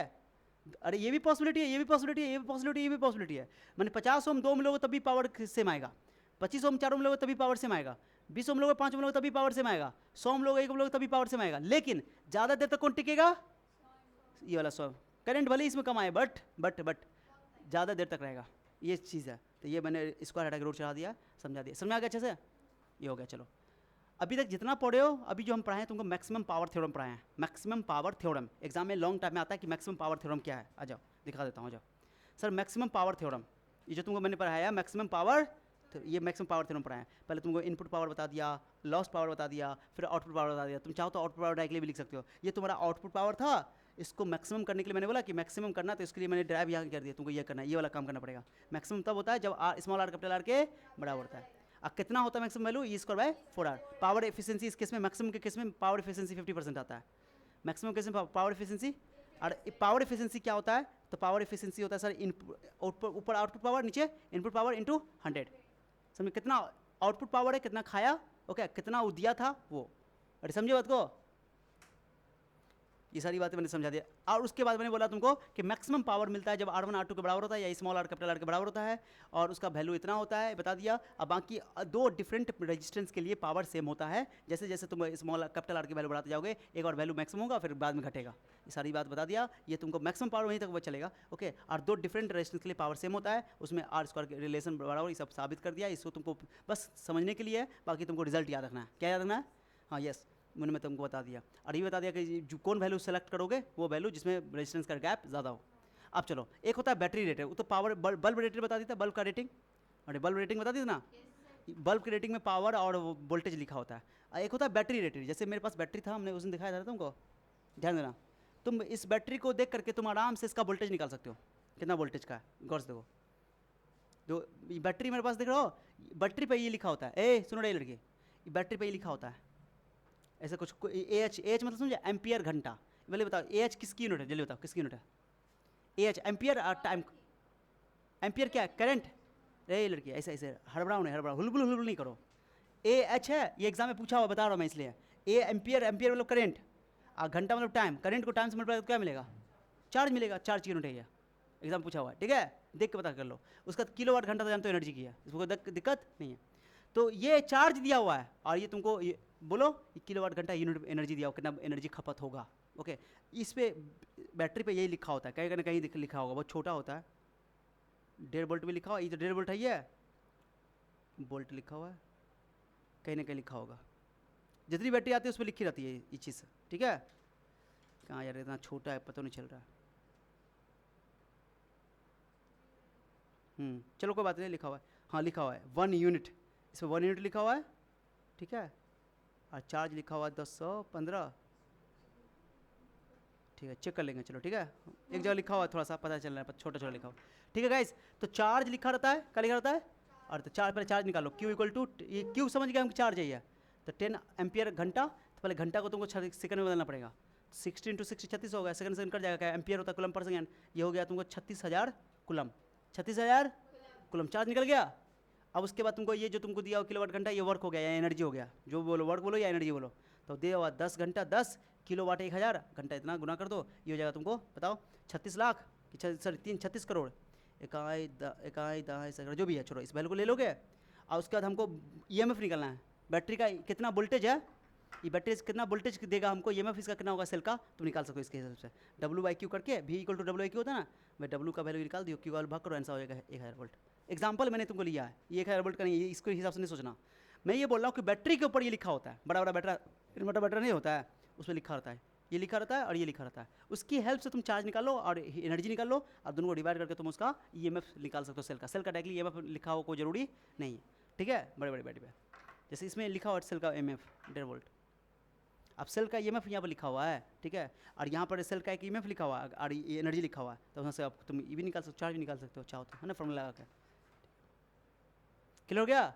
सो ये टॉपिक पूरा क्या हो गया, खत्म। पावर मैक्सिमम, इसमें सबसे ज़्यादा इंपॉर्टेंट था मैक्सिमम पावर थ्योरम, जो सबसे ज़्यादा इंपॉर्टेंट है, और बाकी पावर से रिलेटेड जो बातें बताई थी ऑब्जेक्टिव बारे में आता है, इसमें और कोई ज़्यादा इंपॉर्टेंट नहीं था।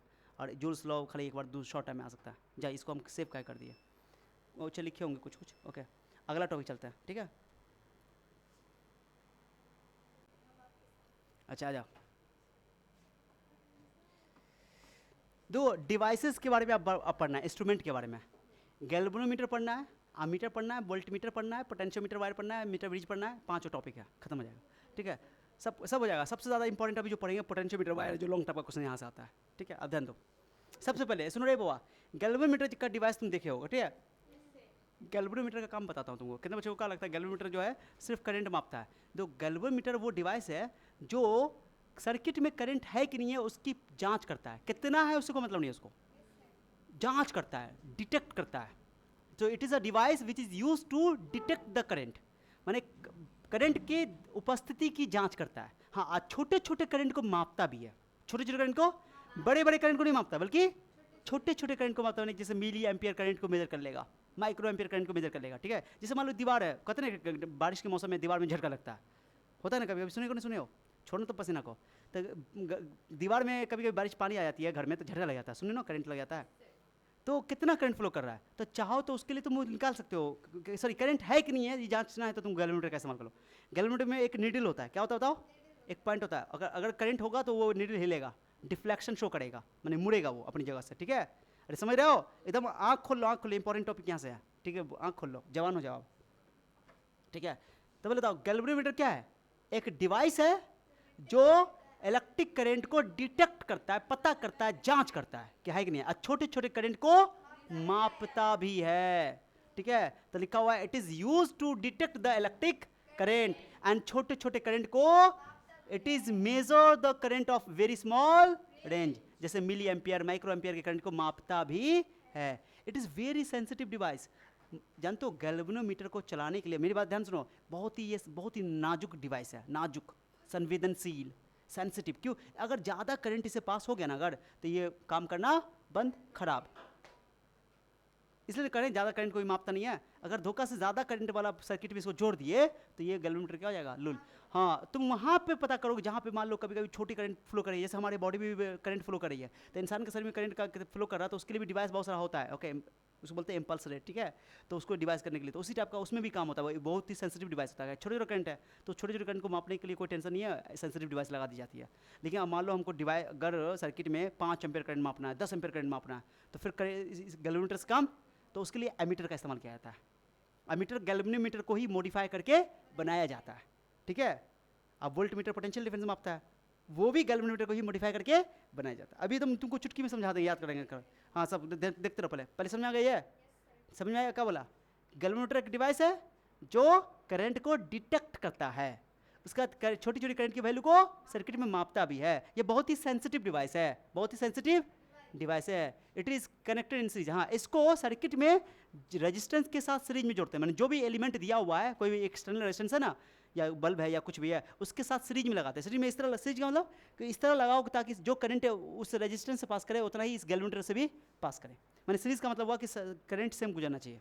अरे समझिए बात को? तो ये तुम्हारा एक्सटर्नल रेजिस्टेंस है और उसके साथ गैल्वेनोमीटर को लगा दिया गया सीरीज में। ओके, तो गैल्वेनोमीटर को हमेशा किस में लगाया जाता है? सीरीज में, श्रेणी क्रम संयोजन में, ताकि करंट सेम फ्लो करे। क्या भेजा में गया? चलो आ जाओ। अब मैम क्या करते हैं कि करंट का ये गैल्वेनोमीटर का पॉइंटर है, कैसा होता है ये? पॉइंटर है ये, पॉइंटर। ओके, अब ये पॉइंटर जैसे करंट फ्लो करेगा ये डिफ्लेक्ट करेगा। ओके, हाँ, इवन जानते हो करंट के डायरेक्शन को भी बता देता है। करंट की तरह मान लो कि हो सकता है इधरों ही डिफ्लेक्ट कर जाए, इधरों कर जाए, करंट का दिशा भी बता देता है ये, माने करंट के डायरेक्शन को भी जांचता है। हाँ, अब ये जीरो है, क्या है बताओ? ये नल पॉइंट है, नल पॉइंट वाला जीरो पॉइंट है। ठीक है, अगर कोई करंट नहीं है तो ये ऐसे रहेगा। अगर करंट कुछ आया ओके तो डिफ्लेक्शन शो करेगा। अब डिफ्लेक्शन मतलब एंगल बनाएगा, एक एंगल, दो एंगल, तीन angle, 1 degree, 2 degree, 3 degree, 4 degree, ऐसे करके। मैक्सिमम उसकी लिमिट होती है कि मैक्सिमम कितना। मान लो कि मैं इसमें यहाँ पर इस पे ना मार्क जो किया हुआ है, जो इस पर कैलिब्रेशन किया हुआ है वो 0.1 मिली एम्पियर है, 0.2 मिली एम्पियर है, लगातार 1 मिली एम्पियर तक है ये। 1 मिली लिखा हुआ, 10 नहीं लिखा हुआ है, एक 1.0 लिखा हुआ है, 1 मिली एम्पियर है। क्या बताओ? मैंने 1 मिली एम्पियर मैक्सिमम करंट को ही माप सकता है। अगर तुमने 1 मिली एम्पियर से ज़्यादा, अरे ये मैं एग्जांपल ले रहा हूँ, कोई ऐसा भी गैल्वेनोमीटर होगा जो माइक्रो एम्पियर ही तक मापेगा, नहीं समझे? मैं एक एग्जांपल ले रहा हूँ, मैं इस डिवाइस के हिसाब से मैं समझा रहा हूँ कि मैक्सिमम कितना करंट में माप सकता है ये। तो ये मैक्सिमम करंट कब होगा? जब ये इसके पॉइंटर का मैक्सिमम डिफ्लेक्शन होगा। इसको बोलते हैं फुल स्केल डिफ्लेक्शन। क्या बोलते हैं इसको? Full scale deflection. तो एट फुल स्केल डिफ्लेक्शन पर करंट उसकी क्या होती है? मैक्सिमम होती है। उससे अगर ज़्यादा करंट फ्लो कर दोगे तो ये खराब हो जाएगा, काम करना बंद कर देगा। समझो बात को? सर्किट भंग हो जाएगा। सर्किट क्या हो जाएगा? भंग मतलब ब्रेक हो जाएगा। ठीक है, यस, आ जाओ। तो लिखा हुआ सुनो, आईजी मतलब, आईजी को बोलते हैं आईजी मैक्सिमम, या ये बोलो फुल स्केल डिफ्लेक्शन करंट। क्या बोलते हैं इसको? जल्दी बोलो। माने वो करंट जब वो मैक्सिमम करंट जब वो फुल डिफ्लेक्शन शो कर चुका है। फुल स्केल पर जो करंट आएगा उसको बोलते हैं आईजी। क्या बोलते हैं इसको? अरे बोलो रे, what is IG? IG is the maximum current measure by the galvanometer, या इसको बोलते हैं फुल स्केल डिफ्लेक्शन करंट। समझ में आ गया? और आई की वैल्यू अब मैक्सिमम तो एक ही मिली एम्पियर तक माप सकता है इस एग्जांपल के तहत, और उसके बाद उससे छोटे छोटे करंट को माप सकता है। तो छोटे छोटे करंट का नाम दे दिया मैंने आई। क्या बोल दिया? आई। अगर आई की वैल्यू जो करंट को वो माप रहा है आईजी से बड़ा कर दिए तो क्या होगा? Galvanometer gets damage. ओके, और समझ में आ गया? तो माने कि आईजी से ज़्यादा करंट को माप नहीं पाएगा, वो सीधी सी बात है। आईजी मैक्सिमम है। आईजी क्या बताओ? करंट फॉर फुल स्केल, इसको बोलते हैं full scale deflection current. Maximum कितना वो डिफ्लेक्ट किया, मुड़ा, विचलित हुआ, महत्तम विचलन पे जो उसके साथ विद्युत धारा उससे पास करेगा उसको बोलोगे आईजी। समझ आ गया? और कैपिटल जी जो है उस गैल्वेनोमीटर का खुद का रेजिस्टेंस है, खुद का। अच्छा, तुमसे मैं क्वेश्चन पूछूं, गैल्वेनोमीटर क्या एक्यूरेट करंट बताएगा? मान लो कि मैं बोलूं कि एक तार है उसमें 0.5 मिली एम्पियर करंट फ्लो कर रहा है। ठीक है, और वो हमको पता कैसे लगे 0.5 मिली एम्पियर करंट जो फ्लो कर रहा है वो ओके, वो जो है गैल्वेनोमीटर माप से माप लिया, उसको बता दिए। ठीक है, 0.5 मिली एम्पियर हमको दिखाया उसमें। बताओ वो 0.5 मिली एम्पियर एक्यूरेट है कि, या मोस्ट एक्यूरेट है कि लिस्ट एक्यूरेट है? ये बताओ। लिस्ट एक्यूरेट है, वो सही नहीं है। पूछो क्यों? अरे पूछो ना क्यों? 0.5 जो माइक्रो मिली एम्पियर करंट जो है वो लिस्ट एक्यूरेट है, कम सही है, मतलब उसके अंदर अशुद्धियाँ हैं। क्यों?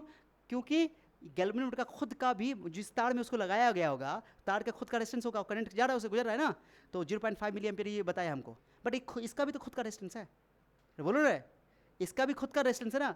अभी कुछ करंट ये खुद को चलाने के लिए भी खपत बन लेगा, माने ये करंट ड्रॉ करेगा सर्किट में।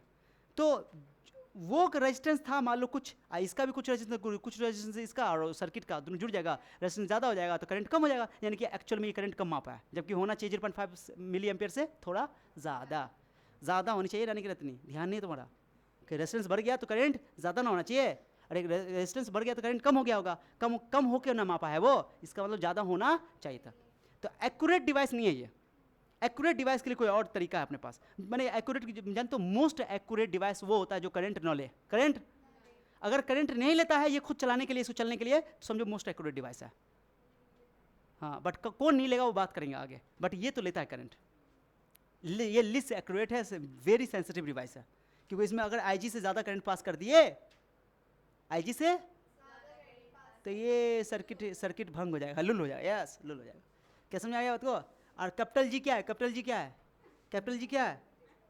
कैपिटल जी क्या है? गैल्वेनोमीटर का रेजिस्टेंस। आईजी क्या है? Full scale deflection current, maximum कितना को माप सकता है। और इस कैपिटल जी क्या है?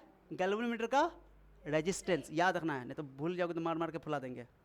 अब सुनो मेरी बात को, अब मैं अब सुनो, गैल्वेनोमीटर से ही आमीटर बनाई जाती है, और गैल्वेनोमीटर से ही वोल्टमीटर बनाई जाती है। तुम पढ़े ना, अमीटर करंट मापता है, और वोल्टमीटर पोटेंशियल डिफरेंस मापता है। अब जो मैं बोल रहा हूँ अभी तुमको एक बार में याद करा देंगे, रटना भी नहीं पड़ेगा, ध्यान से अगर सुनोगे तो। बताओ, करंट मापने के लिए जितना ज़्यादा रेजिस्टेंस, सर्किट का रेजिस्टेंस जितना कम होना चाहिए कि ज़्यादा होना चाहिए? जितना कम रेजिस्टेंस होगा उतना अच्छा से करंट को मापेगा वो। ठीक है, बस मेरी बात को। तो गैल्वेनोमीटर का खुद का रेजिस्टेंस है। अरे मेरी बात समझ आ रहा है मैं क्या बोल रहा हूँ? अब हम क्या करेंगे कि गैल्वेनोमीटर से ही आमीटर बनाई जाती है, गैल्वेनोमीटर से ही वोल्टमीटर बनाई जाती है। पहले अमीटर को समझ लो। अमीटर क्या है? वो डिवाइस है जो करंट को मापता है, करंट को, बड़े बड़े करंट को, जैसे 5 एम्पियर 10 एम्पियर, समझो आपको। तो गैल्वेनोमीटर को ही मॉडिफाई करके बनाया जाता है।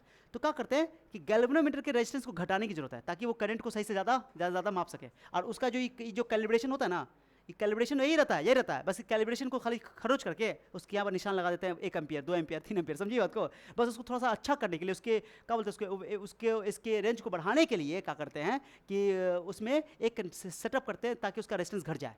रेजिस्टेंस जितना कम होगा उतना अच्छा वो करंट को मापेगा। ठीक है, और खाली बस सेटअप करना पड़ता है। तो क्या करते हैं गैल्वेनोमीटर के साथ, ओके, उसके रेजिस्टेंस को घटाने के लिए, रेजिस्टेंस को घटाने के लिए बताओ, रेजिस्टेंस को जोड़ना है। अगर हम चाहते हैं कि रेजिस्टेंस को घटाने के लिए एक नया चीज़ जोड़े, उसमें रेजिस्टेंस जोड़े, तो किस में जोड़ोगे? सीरीज में जोड़ोगे, पैरेलल में जोड़ोगे? जल्दी बताओ।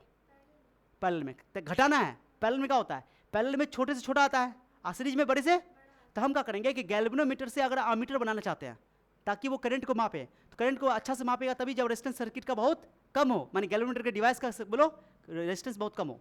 तो रेजिस्टेंस कब होगा? जब उस गैल्वेनोमीटर में हम उसमें एक छोटा सा रेजिस्टेंस, बहुत छोटा रेजिस्टेंस जोड़ देंगे उसके पैरेलल में, गैल्वेनोमीटर के पैरेलल में। जब गैल्वेनोमीटर के पैरेलल में बहुत छोटा रेजिस्टेंस जोड़ देंगे तो वो उसका वैल्यू जो होगा वो छोटे से भी छोटा आएगा, और रेजिस्टेंस बहुत छोटा हो जाएगा, तो गारंटी के करंट सबसे ज़्यादा उसी से गुजरेगा, और वो सही से करंट माप के। अभी भी मोस्ट एक्यूरेट नहीं हुआ है, एक्यूरेट हुआ, करंट तो चलेगा ही है, बट एक्यूरेट ही है, बट करंट मापेगा अच्छा खासा। और इसमें इसको जो उस पर कैलिब्रेशन किया गया है, उस पर जो मार्क किया गया है, इस कैलिब्रेशन को मिली को हटा करके वहाँ पे क्या कर देंगे? एम्पियर कर देंगे। सुई तो अभी भी घूमेगा, ओके, कोई दिक्कत नहीं, एम्पियर में करंट मेजर कर देगा। बस एक खाली उसमें हम मॉडिफिकेशन कर दिए क्योंकि एक नया रेजिस्टेंस उसमें जोड़ दिया। बट रेजिस्टेंस जोड़े, छोटा जोड़े कि बड़ा जोड़े? बहुत छोटा नहीं बोलने से काम चलेगा, इतना छोटा। जैसे मान लो कि थोड़ा देख लो, सोचो गैल्वेनोमीटर का रेजिस्टेंस 1 ओम है, कितना ओम है? हम क्या कर दिए, उसमें जो जोड़े उसमें 1/1000 ओम का एक रेजिस्टेंस जोड़ दिया, तो जो उसका दोनों का जो इक्विवेलेंट आएगा वो 1/1000 से भी छोटा आएगा, बहुत कम रेजिस्टेंस हो जाएगा। तो करंट ज़्यादा उस गैल्वेनोमीटर से गुजरेगा, हमको मेजर करके अच्छा खासा करंट देगा। और इस कैलिब्रेशन में क्या करेंगे? मिली को खाली हटा देंगे, माइक्रो को हटा देंगे, और एम्पियर करके अच्छा से मेजर कर देगा, वो अमीटर बन जाएगा। तो गैल्वेनोमीटर के पैरेलल में एक बहुत छोटा रेजिस्टेंस जोड़ देते हैं, तब बन जाता है वो अमीटर। समझिए को, बहुत छोटे रेजिस्टेंस को बोलते हैं शंट। क्या बोलते हैं इसको? शंट। समझिए, अरे समझो बात को, गैल्वेनोमीटर के पैरेलल में एक बहुत छोटा रेजिस्टेंस जोड़ देते हैं जिसको बोलते हैं शंट, मानी कि उस रेजिस्टेंस को जोड़ने को बोलते हैं कि शंट कर दिए, हम शंट कर दिए। क्या कर दिए बोलो? शंट करने का मतलब हुआ कि बहुत छोटे रेजिस्टेंस को हमने उसके पैरेलल में जोड़ दिया। मेरी बात को ध्यान सुना, नहीं तो बहुत मार के अभी बच्चों को कन्फ्यूजन क्या होता है जानते हो? कि अमीटर से करंट मापना है तो सीरीज में जोड़ दो, ओके। नहीं फिर बात भाई यही कन्फ्यूजन दूर कर रहा है, इसलिए आगे नहीं बोलो, पहले सुनो पहले बात को अच्छा से, है ना, आगे मत बोलो। मैं ये बोल रहा हूँ कि बच्चों को ये बताया जाता है, ये बात सही है कि जब भी अमीटर से करंट मापना है तो आप सर्किट के सीरीज में जोड़ दो उसको, सही बात है, क्या करंट सारा का सारा पास करना चाहिए। अब फिर हम ये बोल रहे हैं कि अगर गैल्वेनोमीटर से अमीटर बनाना चाहते हो तो गैल्वेनोमीटर के पैरेलल में बहुत छोटा रेजिस्टेंस जोड़ दो। अब बता रहे पैरेलल भी बोले हमें और सीरीज भी बोले, बच्चों को कन्फ्यूजन होता है, तो दोनों बात अलग अलग है, दोनों बात अपनी जगह सही है बट दोनों बात अलग अलग है। अगर गैल्वेनोमीटर से अमीटर आप बनाना चाहते हैं तो गैल्वेनोमीटर के पैरेलल में बहुत छोटा रेजिस्टेंस जिसको शंट कहा जाता है, उसको जोड़ दिया जाता है, तब वो अमीटर में कन्वर्ट हो जाता है। अब अमीटर बन गया तो उस अमीटर का इस्तेमाल करेंगे करंट मापने के लिए, तो सर्किट में सीरीज में जोड़ेंगे। ये बात समझ में आई? यही समझाना चाह रहा हूं मैं तुमको। अब शंट क्या है बताओ? Shunt is very low resistance, और शंट को गैल्वेनोमीटर के पैरेलल में जोड़ते तो बन जाता है अमीटर, और वो क्या करता है, गैल्वेनोमीटर के रेंज को बढ़ा देता है। ओके, उसकी एफिशिएंसी को बढ़ा देता है। शंट कई बार एग्जाम में पूछा हुआ कि व्हाट इज शंट, बता दिया। इतना समझ में आ गया? अच्छा बताओ, कम से कम कितना रेजिस्टेंस जोड़ सकते हो? अगर मैं तो बोलूँ कि ऐसा बताओ, ऐसा आमीटर जो आइडियल आमीटर है, आइडियल आमीटर है, माने खतरनाक आइडियल है, माने गजब करंट को मापता है, मैक्सिमम एक्यूरेट है, कब होगा? माने कि स्मॉल आर की, माने कि जो शंट जोड़ रहे हो उस शंट के रेजिस्टेंस बहुत कम रखोगे। बहुत कम कितना? जीरो। अरे बहुत जीरो ना। अगर जीरो रेजिस्टेंस का अगर तुमने शंट लगा दिया, ऐसा तो पॉसिबल नहीं है जीरो, प्रैक्टिकली आइडियली पॉसिबल है, आइडियली बोल सकते हैं कि जीरो रेजिस्टेंस का हमने शंट अगर लगा दिया तो वो जो आमीटर है वो अच्छा आमीटर है, सबसे अच्छा करंट मापेगा। उसको बोलते हैं हम लोग, क्या चीज़ जानते हो? Ideal ammeter. क्या बोलते हैं उसको? तो तुमसे अगर एग्जाम का पूछे जानते हो, बोले आइडियल आमीटर का रेजिस्टेंस कितना होता है, तो बोलो जीरो, खत्म। क्योंकि आमीटर करंट मापता है, और करंट मापने के लिए उसका रेजिस्टेंस जितना कम हो उतना अच्छा बात है। तो रेजिस्टेंस कम से कम कितना हो सकता है? जीरो। तो बोलो कि आइडियल आमीटर की रेजिस्टेंस कितनी होती है? जीरो। 75 बार पूछा हुआ एग्जाम में, समझे? हाँ 75, मजाक नहीं कर रहा हूँ। अब चलते वोल्ट मीटर पे। अब चलो, गैल्वेनोमीटर को ही वोल्ट मीटर में बदलते हैं, है ना। अब वोल्ट मीटर का काम जानते हो क्या है? दो पॉइंट के बीच में पोटेंशियल डिफरेंस मापना, करंट को नहीं मापना। वोल्ट मीटर का काम है दो पॉइंट के बीच में पोटेंशियल डिफरेंस मापना। अब बताओ, उससे करंट हम क्या चाहेंगे? करंट गुजरे कि उससे करंट ना गुजरे? हम क्या चाहेंगे? कम से कम करंट जाए। कहीं करंट तो नहीं माप रहा है, वो तो पोटेंशियल डिफरेंस माप रहा है, तो हम चाहेंगे उससे कम से कम करंट जाए। और कम से कम करंट जाने के लिए उसके रेजिस्टेंस को क्या करना पड़ेगा? बढ़ाना पड़ेगा। इस बार गैल्वेनोमीटर को वोल्टमीटर में बदलना है तो उसके सीरीज में एक हाई रेजिस्टेंस, बोलो, जोड़ना पड़ेगा। हाँ, तब जाके वोल्टमीटर बन जाएगा। और वोल्टमीटर से अगर पोटेंशियल डिफरेंस मापना तो उसको सीरीज में वोल्टमीटर बन गया। अब वोल्टमीटर को हम, अगर मुझे उसका पोटेंशियल वोल्टेज मापना है यानी पोटेंशियल डिफरेंस मापना है तो उसको पैरेलल में, जिसका मापना है उसके पैरेलल में लगा देंगे। ठीक है, तो अमीटर को गैल्वेनोमीटर से अमीटर बनाना है तो गैल्वेनोमीटर के पैरेलल में बहुत लो रेजिस्टेंस यानी शंट जोड़ दिया जाता है तो अमीटर बन जाता है। और अमीटर का इस्तेमाल करंट मापने में किया जाता है, और करंट अमीटर को मापने, अमीटर से करंट मापने के लिए उसको सीरीज में लगा देते हैं सर्किट में। अब आते हैं गैल्वेनोमीटर से वोल्टमीटर बनाना है तो गैल्वेनोमीटर से वोल्टमीटर बनाने के लिए सीरीज में एक हाई रेजिस्टेंस जोड़ देते हैं। उसका नाम नहीं है कुछ हो, उसका नाम कुछ नहीं है, बस हाई रेजिस्टेंस जोड़ देते हैं। ओके, और वोल्टमीटर बन जाता है। वोल्टमीटर से अगर हमको पोटेंशियल डिफरेंस मापना है तो उसको क्या करेंगे? जिसके बीच में निकालना उसके पैरेलल लगा देंगे, खत्म। बस समझिए। और आइडियल वोल्टमीटर कब होगा? बोले थे रेजिस्टेंस जितना ज़्यादा, वोल्टमीटर का रेजिस्टेंस जितना ज़्यादा, करंट उतना कम खाएगा, उस जाएगा। करंट हमको उससे ज़्यादा कम गुजराना है, इसलिए तो आइडियल वोल्टमीटर का रेजिस्टेंस बहुत ज़्यादा करना था, इनफानाइट। इनफानाइट, इनफानाइट माने आइडियल वोल्टमीटर का रेजिस्टेंस क्या होना चाहिए? इनफानाइट, ताकि उसका इनफानाइट रेजिस्टेंस होगा तो करंट जीरो हो जाएगा उससे ना। अरे समझो को, तो आइडियल आमीटर का रेजिस्टेंस जीरो और आइडियल वोल्टमीटर का बोलो इनफानाइट। हो गया, मैंने तीनों पॉइंट पढ़ा दिया। अच्छा, अब मुझे कुछ नहीं करना पड़ेगा, मुंह से ही मैंने बक दिया। पढ़ो, पहले एक टर्म है करंट सेंसिटिविटी का, बताओ। फिर यहाँ ध्यान दो ना, अभी ये भटक गई, अभी बहुत चीज़ बचा हुआ बता रहे हैं, अभी इंपॉर्टेंट पढ़ा रहे हैं। करंट सेंस, जब एंगल को करंट से भाग करते हैं, जो एंगल हुआ था ना जो डिफ्लेक्ट करा था, ये डिफ्लेक्शन, अरे पॉइंटर था ना, तो पॉइंटर कितना एंगल डिफ्लेक्ट किया? मान लो कि 5 एम्पियर करंट पर 10 डिग्री डिफ्लेक्ट कर गया, माने 10 डिग्री, 5 एम्पियर करंट पर 10 डिग्री अगर डिफ्लेक्ट कर गया तो 10 डिग्री एंगल ऊपर रखो, और 5 एम्पियर करंट काट दो, कितना हुआ? 2 डिग्री, बोलो 2 डिग्री पर एम्पियर, माने हर एक डिग्री 2 डिग्री एंगल पर 1 एम्पियर करंट फ्लो करेगा, माने 1 एम्पियर करंट फ्लो करने के लिए 2 डिग्री एंगल घूमना पड़ेगा उसको, डिफ्लेक्शन होगा। ठीक है, समझी बात? वही बता रहा हूँ। थीटा बाय आई को बोलते हैं करंट सेंसिटिविटी। अगर एंगल को तुमने करंट से भाग कर दिया तो उसको बोलते हैं करंट सेंसिटिविटी, तुमने एंगल को वोल्टेज से भाग कर दिया इसको बोलते हैं वोल्टेज सेंसिटिविटी। ओके, और थीटा क्या? Angle of deflection. ये बात वही, how to convert galvanometer into ammeter, ये सब हम नहीं लिखेंगे, तुम्हारा काम है, हम इसे छोड़ रहे हैं सब, बस यहाँ लिखेंगे। ओके, वो समझाने के लिए बस एग्जाम्पल। अमीटर क्या है बता, अमीटर क्या है? A shunted galvanometer is called ammeter, माने एक ऐसा गैल्वेनोमीटर जिसको शंट किया गया। What is shunt? Shunt is very very small resistance connected to parallel to the galvanometer, माने गैल्वेनोमीटर के पैरेलल में हम लोग जोड़ देते हैं। Okay, a galvanometer is converted, अच्छा कन्वर्टेड थोड़ा बड़ा कर देता हूँ ऐसे, ठीक है, आप सही है। Galvanometer is converted into ammeter by connecting a very small resistance called shunt parallel to it. समझे बात को? एक बात समझ आ गया? चलिए, हो गया। Ammeter is connected in series in the circuit, अगर अमीटर से अगर करंट मापना है तो yes yes yes yes, good good good good, हो गया। अब शंट की यूज सुनो, एग्जाम में पूछा हुआ है शंट। ये चुपो, मोस्ट इंपॉर्टेंट क्वेश्चन है। It is use to convert galvanometer into ammeter, galvanometer से अमीटर बनाने में इसका इस्तेमाल किया था शंट का। इट प्रिवेंट्स द गैल्वेनोमीटर, ये गैल्वेनोमीटर को खराब होने से बचाता है। इट इनके और इसके गैल्वेनोमीटर के रेजिस्टेंस को भी, रेंज को भी क्या कर देता है? पहले गैल्वेनोमीटर छोटे छोटे करंट को माप रहा था, अब बड़े बड़े। यस, ये these are the applications of या यूजेस ऑफ शंट। ओके, अगर एग्जाम में पूछा व्हाट इज शंट तो बोलो shunt is very very small resistance नहीं यही लिखना, सुनो संट का डेफिनेशन में ये लिख दोगे, यहाँ से लेकर के यहाँ तक, ठीक है, बाकी संट का यूज पे। क्लियर हो गया? क्लियर? ओके चलो भाई यहाँ डायग्राम देख लो, अब डायग्राम समझ लो, डायग्राम नहीं बोलो अब ज़्यादा,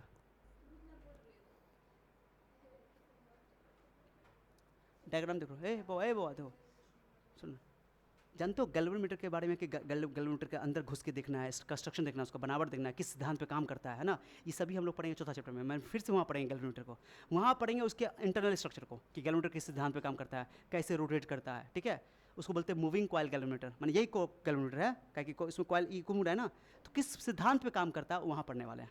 तो वो भी लॉन्ग टाइप का क्वेश्चन आता है कि मूविंग कॉइल गैल्वेनोमीटर का प्रिंसिपल, वर्किंग, ओके बताइए, ठीक है। तो वो हम लोग चौथा चैप्टर में पढ़ने वाले हैं, जब वहाँ मैग्नेटिज्म का कंसेप्ट वहाँ पे इस्तेमाल है इसलिए, ठीक है। तो कितने टीचर लोग क्या करते हैं कि इस डिवाइस को जो गैल्वेनोमीटर है, मीटर है, वोल्टमीटर, वो 4 में भी पढ़ाते हैं। हम ये तो ये कई बेसिक चीज़ सब है, तो ये सब समझ आ गया? Good good good. सुनो अब सुनो, ए सुनो, मैंने बोला था ना गैल्वेनोमीटर, ये गैल्वेनोमीटर है, क्या है? अगर हमको उसको अमीटर में बदलना है, किस में बदलना है? तो क्या बोले सर, एक छोटा सा रेजिस्टेंस, वेरी छोटा सा रेजिस्टेंस उसके पैरेलल में जोड़ देंगे, इसका नाम है shunt, this is resistance, okay. अब करंट जाएगा, कुछ करंट इसमें जाएगा, मान लो मैक्सिमम करंट मान लेते हैं कि इसमें कहीं गैल्वेनोमीटर से मैक्सिमम करंट IG जा सकता है, और यहाँ पर बचेगा I minus IG, okay ammeter का। तो देखो IG को बोलते हैं फुल स्केल डिफ्लेक्शन करंट। अब जो पोटेंशियल डिफरेंस इस गैल्वेनोमीटर के अक्रॉस है, वही पोटेंशियल डिफरेंस शंट के अक्रॉस होगा। पता है क्या कि पैरेलल ना, तो पैरेलल में वोल्टेज क्या होती है? जो वोल्टेज गैल्वेनोमीटर के अक्रॉस होगा वही वोल्टेज शंट में भी होगा। तो VG इक्वल टू VS, मतलब क्या हुआ? जो पोटेंशियल डिफरेंस गैल्वेनोमीटर का होगा वही पोटेंशियल डिफरेंस, तो गैल्वेनोमीटर का बोला आई को V इक्वल टू का, तो V इक्वल टू IR, तो इसका IG इंटू R यानी कि G, और इसका हो जाएगा I माइनस G, इसमें करंट गया I minus G into S, यहाँ से S का वैल्यू निकाल लो, समझे? यहाँ से S को अकेला कर लो, ओके। और अगर मान लो क्वेश्चन में बोल दिया कि जो शंट का सारा करंट तो शंट से पास करेगा, क्यों? क्योंकि इसका रेजिस्टेंस बहुत कम है। तो कितना लोग क्वेश्चन बोलेगा जितना IG है ना, IG का n गुना करंट पास कर रहा है S से, n गुना, 100 गुना, 20 गुना ऐसा बोल देगा, ठीक है, 100 टाइम्स, तो n गुना। यहाँ पर क्या करोगे? यहाँ पर I की जगह NIG रख दोगे, NIG रख दोगे, IG कॉमन लेकर के कर जाएगा ये फॉर्मूला, ये फॉर्मूला। क्या मतलब हुआ समझे? अगर मान लो बोल दिया कि शंट से पास करने वाला करंट 100 टाइम्स है, कितना टाइम्स है? फुल स्केल डिफ्लेक्शन करंट का 100 टाइम्स है, तो यहाँ 100 में से घटा दोगे तो G/99 हो जाएगा, सीधे एग्जाम में आया हुआ है। G हो गया गैल्वेनोमीटर का रेजिस्टेंस, ठीक है, डायरेक्टली G/9, ओके। तो ये बात याद है, ये थोड़ा इंपॉर्टेंट है, इस पर सवाल पूछा हुआ है ऑब्जेक्टिव में, ठीक है, टिक लगा दिया। समझ में आया कि नहीं आया? आया। चलो अब इसका अमीटर का रेजिस्टेंस निकालना है, किसका निकालना बताओ? तो अमीटर रेजिस्टेंस बताओ, अमीटर में क्या रेजिस्टेंस है? अमीटर कैसे बनाया? गैल्वेनोमीटर को ही बनाया गया है, तो अमीटर बना है, अमीटर का रेजिस्टेंस निकालना चाहते हो तो गैल्वेनोमीटर का रेजिस्टेंस शंट का रेजिस्टेंस मिलाकर निकालना पड़ेगा, दोनों पैरेलल है ना। तो ये अमीटर जो देख रहे हो इसके अंदर गैल्वेनोमीटर भी है और शंट भी है, तो देखो अमीटर का रेजिस्टेंस निकालना है तो गैल्वेनोमीटर का रेजिस्टेंस और शंट का रेजिस्टेंस दोनों पैरेलल है, तो क्या लिखते हैं? दूठो ना, तो G into R1 into R1 plus R2, this is the ammeter का रेजिस्टेंस ऑफ अमीटर। अब तुम बताओ अमीटर का रेजिस्टेंस शंट से भी छोटा होगा, ये गारंटी है? बोलो ना कैसे, बोले ना पैरेलल में जो रिजल्ट जो इक्विवेलेंट रेजिस्टेंस आता है वो छोटे से भी, तो जो अमीटर का रेजिस्टेंस है वो शंट से भी छोटा है। करंट अगर निकालना चाहती हो तो E bye total resistance, R external है या R अमीटर, ओके। अगर तुम चाहते हो कि ये मैक्सिमम करंट हो जाए तो उसके लिए RA को 0 होना पड़ेगा, for an ideal ammeter RA is equal to 0। अगर RA 0 यानी कि S को 0 होना पड़ेगा, तो यानी कि आइडियल अमीटर का रेजिस्टेंस का वैल्यू 0 होता है, यानी शंट का वैल्यू 0 होता है, ऐसे बोल सकते हो E by R, the resistance of an ideal ammeter is 0। क्या भेजा में भेजा कि नहीं भेजा? अरे भेजा। अब चलते वोल्ट मीटर की बात करते हैं। ये सब एग्जाम्पल मत लिखना, जो मैंने बताया वो सब कर लेना, हटाओ।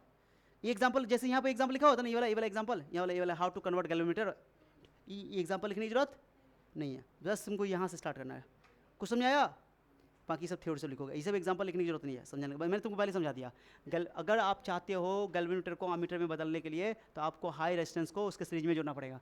गैल्वेनोमीटर ऑफ हाई रेजिस्टेंस कहिएगा, galvanometer of high resistance is called voltmeter, मैंने हाई रेजिस्टेंस का। लो रेजिस्टेंस के गैल्वेनोमीटर को बोलते हैं, वेरी लो रेजिस्टेंस के गैल्वेनोमीटर को अमीटर बोलते हैं, यानी शंटेड गैल्वेनोमीटर को।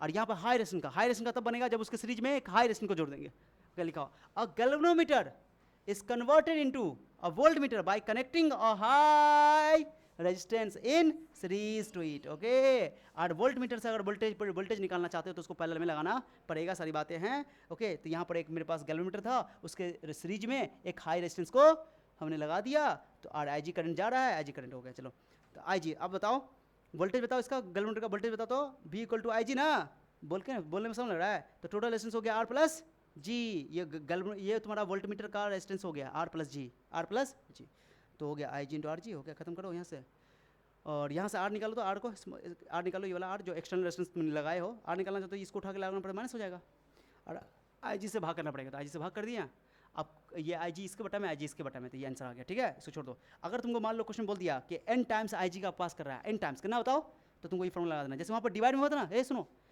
इस यहाँ पर अगर तुमको चाहिए कि n टाइम्स फ्लो कर रहा है करंट, कितना टाइम फ्लो कर रहा है, तो वहाँ पे G बाई n-1 बनाया था, यहाँ पे n-1 इंटू जी आ जाएगा, खत्म। इतना ही करना है, कुछ नहीं लगाना। The resistance of an ideal voltmeter is infinite. ये वोल्टमीटर का रेजिस्टेंस है। कोई दिक्कत, कोई दिक्कत? यहाँ पर दोनों में अंतर लिख दिया गया, अमीटर में और, जल्दी बताओ। अमीटर क्या करता है, करंट मापता है। वोल्टमीटर क्या करता है, पोटेंशियल डिफरेंस मापता है। अमीटर को सर्किट में सीरीज में लगाया जाता है, वोल्टमीटर को पैरेलल में। अमीटर बनता है गैल्वेनोमीटर में जब उसके सीरीज में, उसके पैरेलल में जब छोटे रेजिस्टेंस को यानी शंट को जोड़ा जाता है, माने असंटेड गैल्वेनोमीटर इज कॉल्ड अमीटर। और जब इसमें हाई रेजिस्टेंस को सीरीज में जोड़ देते हैं तो बन जाता है, हाँ, 3 तो अंतर इससे हो गया ना, हो गया।